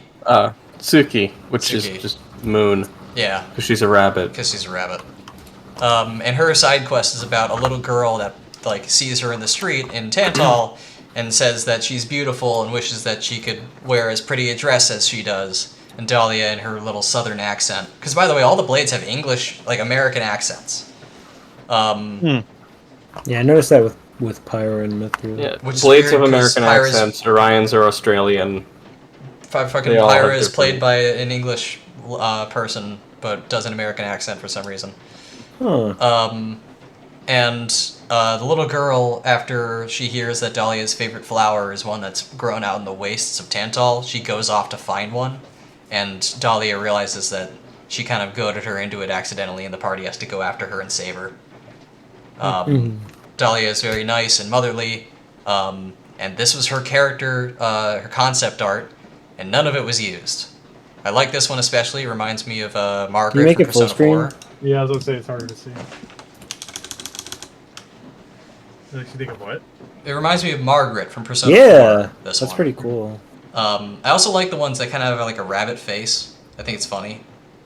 Definitely makes you stand out more. But Yeah. allegedly, I did not find a source for this anywhere. She was made sexier and sexier at the direction of somebody at Monolith, which I don't believe, because again, none of the outsourced artists were given any direction. So I don't know how the hell Dahlia came to be. But all of her concept art is better than what we got. I like to imagine it was just like the modeler, and then they got the design, and like it was just too late, and they just had to put her in the game as she was. Maybe. And even There's though a it's clip very- of Maximilian Dude seeing her on a stream that they were doing with Simmons, and he's just like, what the fuck? Yeah. Yeah. I think I've seen that. Yeah. I like Agate. She's another good blade. She was designed by one of the artists behind Fire Emblem Awakening. Yeah, she's cool. Wait, no, she's not the books one. Not the book one. I'll get to her next, I guess. She's cool. Her plot line is that she wants to discover a new mineral in the world. And in the end, they decide to name it after her. So she's not named after Agate. Agate is named after her.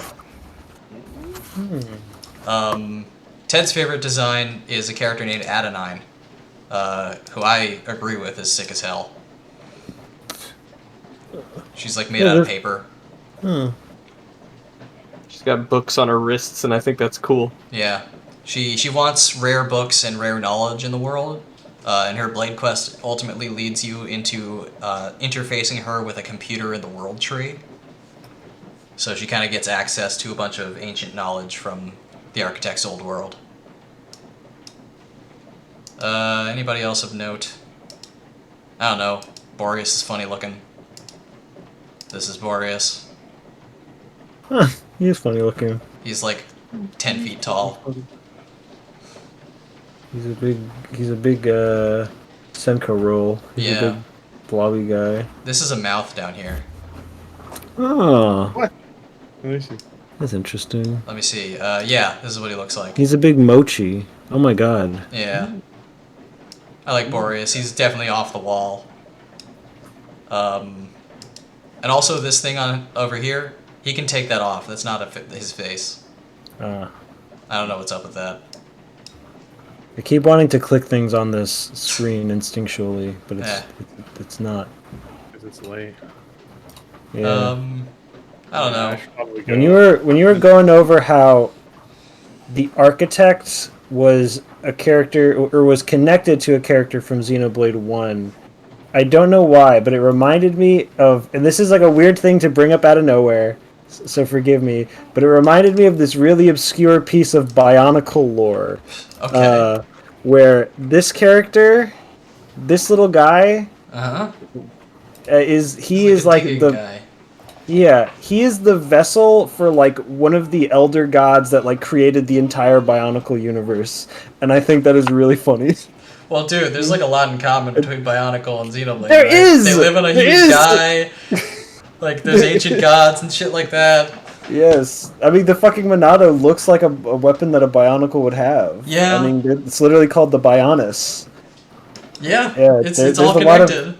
There's a lot of overlap between Bionicle and Xenoblade. Yeah. I have one last cool blade to show you guys. This is Percival. It's Yoshimitsu. Yeah, he's the guy I mentioned a while back that was like he was a hitman in a previous life. That when that guy died, Rex came into possessing, or somebody in the party came into possessing his core crystal. And when they bring him back, he's brought back with their sense of justice instead. So when he finds out about his old life, he starts to commit to taking down that organization of hitmen instead. Yeah, you mentioned this character. Which actually ties into a more overarching plot in More Ardain, in that there is a splinter cell of the Ardanian government called Lindworm that is trying to take down the leaders of the parliament in More Ardain and take over the country. And multiple side quests deal with them. And once you do all of them, you get one last side quest to go and take down the boss of Lindworm, who turns out to be living on an island near Rex's hometown.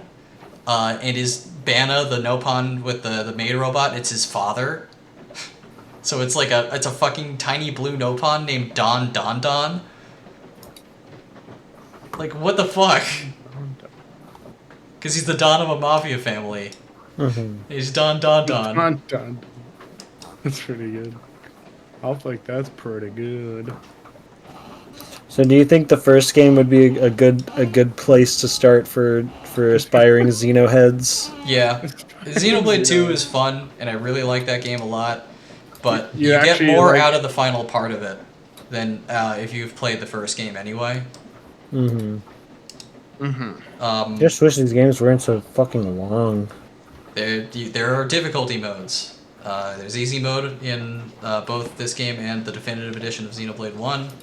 I do want to have fun with the combat, though. Sure. They kind of get good. Yeah. So, okay, that's one the thing. at a time. My thing right now is like I'm having one big open world game at a time. I forgot to mention this. If you have Xenoblade 2 and you have I think you need DLC for this. There is an extra 2 extra DLC difficulty modes added. One is called Bringer of Chaos, and it's the hardest mode of the game. I have beaten the game on Bringer of Chaos. The other one is Custom, where you press A on the screen when it says Custom, and you get to, with bars and meters, manipulate every single facet of the game individually. That is what you should unlock for like 100%ing a game, like stuff like that. I don't know why more games don't just give you like a debug mode. Yeah, for, like, be the big beating all the bosses. Let me see if I can find it here. New Game Plus Custom. No. Yeah. Okay. Custom difficulty is only in New Game Plus. But you get to influence a whole bunch of like specific stuff, like down to like how fast Affinity builds, or how many hits you need to build up an art, or whether or not enemies should have a rage mode or not. It's really cool. Custom difficulty is super cool. Yeah. Game good. Probably. If you forget the bad voice acting, the poor tutorials, the pacing issues, I know what it's lip-syncing. like to be a fan of a game that It's on bad. first glance Is bad. sticky. Yeah, we've all played Team Fortress 2. Do you feel like that game is like one of them? I feel like it's one of those like, oh, this seems inviting, and then they start playing it, and they're like, oh, I'm getting my ass kicked. Shit. Yeah. Nah, I ain't posted I'm that. a I got my ass Sonic- beat. I'm like a Sonic and Kingdom Hearts fan. That's like Yeah, Paul. We should do a presentation about Kingdom Hearts. Oh Yeah, god. I feel like you'd be better talking about the combat system than I would. Kinda. I mean, I know bits about it. I mean, I wouldn't. I like I wouldn't- cross-reference. I wouldn't be able to talk about the combat in 3 because apparently I play the combat in 3 wrong because you're just supposed to use magic in 3, and I'm like, So much magic. But I probably wouldn't be able to talk about it as in-depth as like you would too, if that makes sense.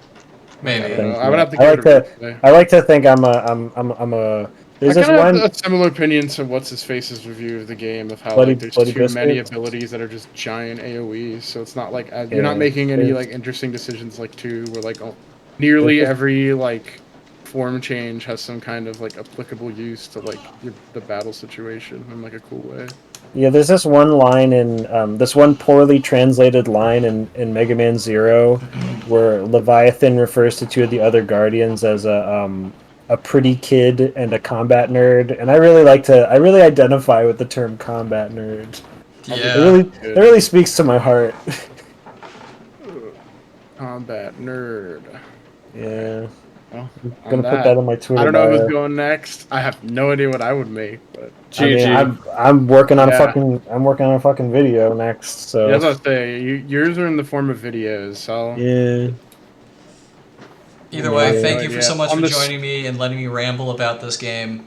Oh, totally. I mean, Yeah, of course. Yeah. I hope yeah, you guys no, got something out you of this. legitimately got me invested too. So Yeah. good shit, man. Your love for the subject matter is very apparent. Next- Just in time to miss, Dan. Yeah. Next time I talk about something maybe in this series or not, I promise it'll be much briefer because I can probably boil down the plot of Xenoblade 3 into 3 major events.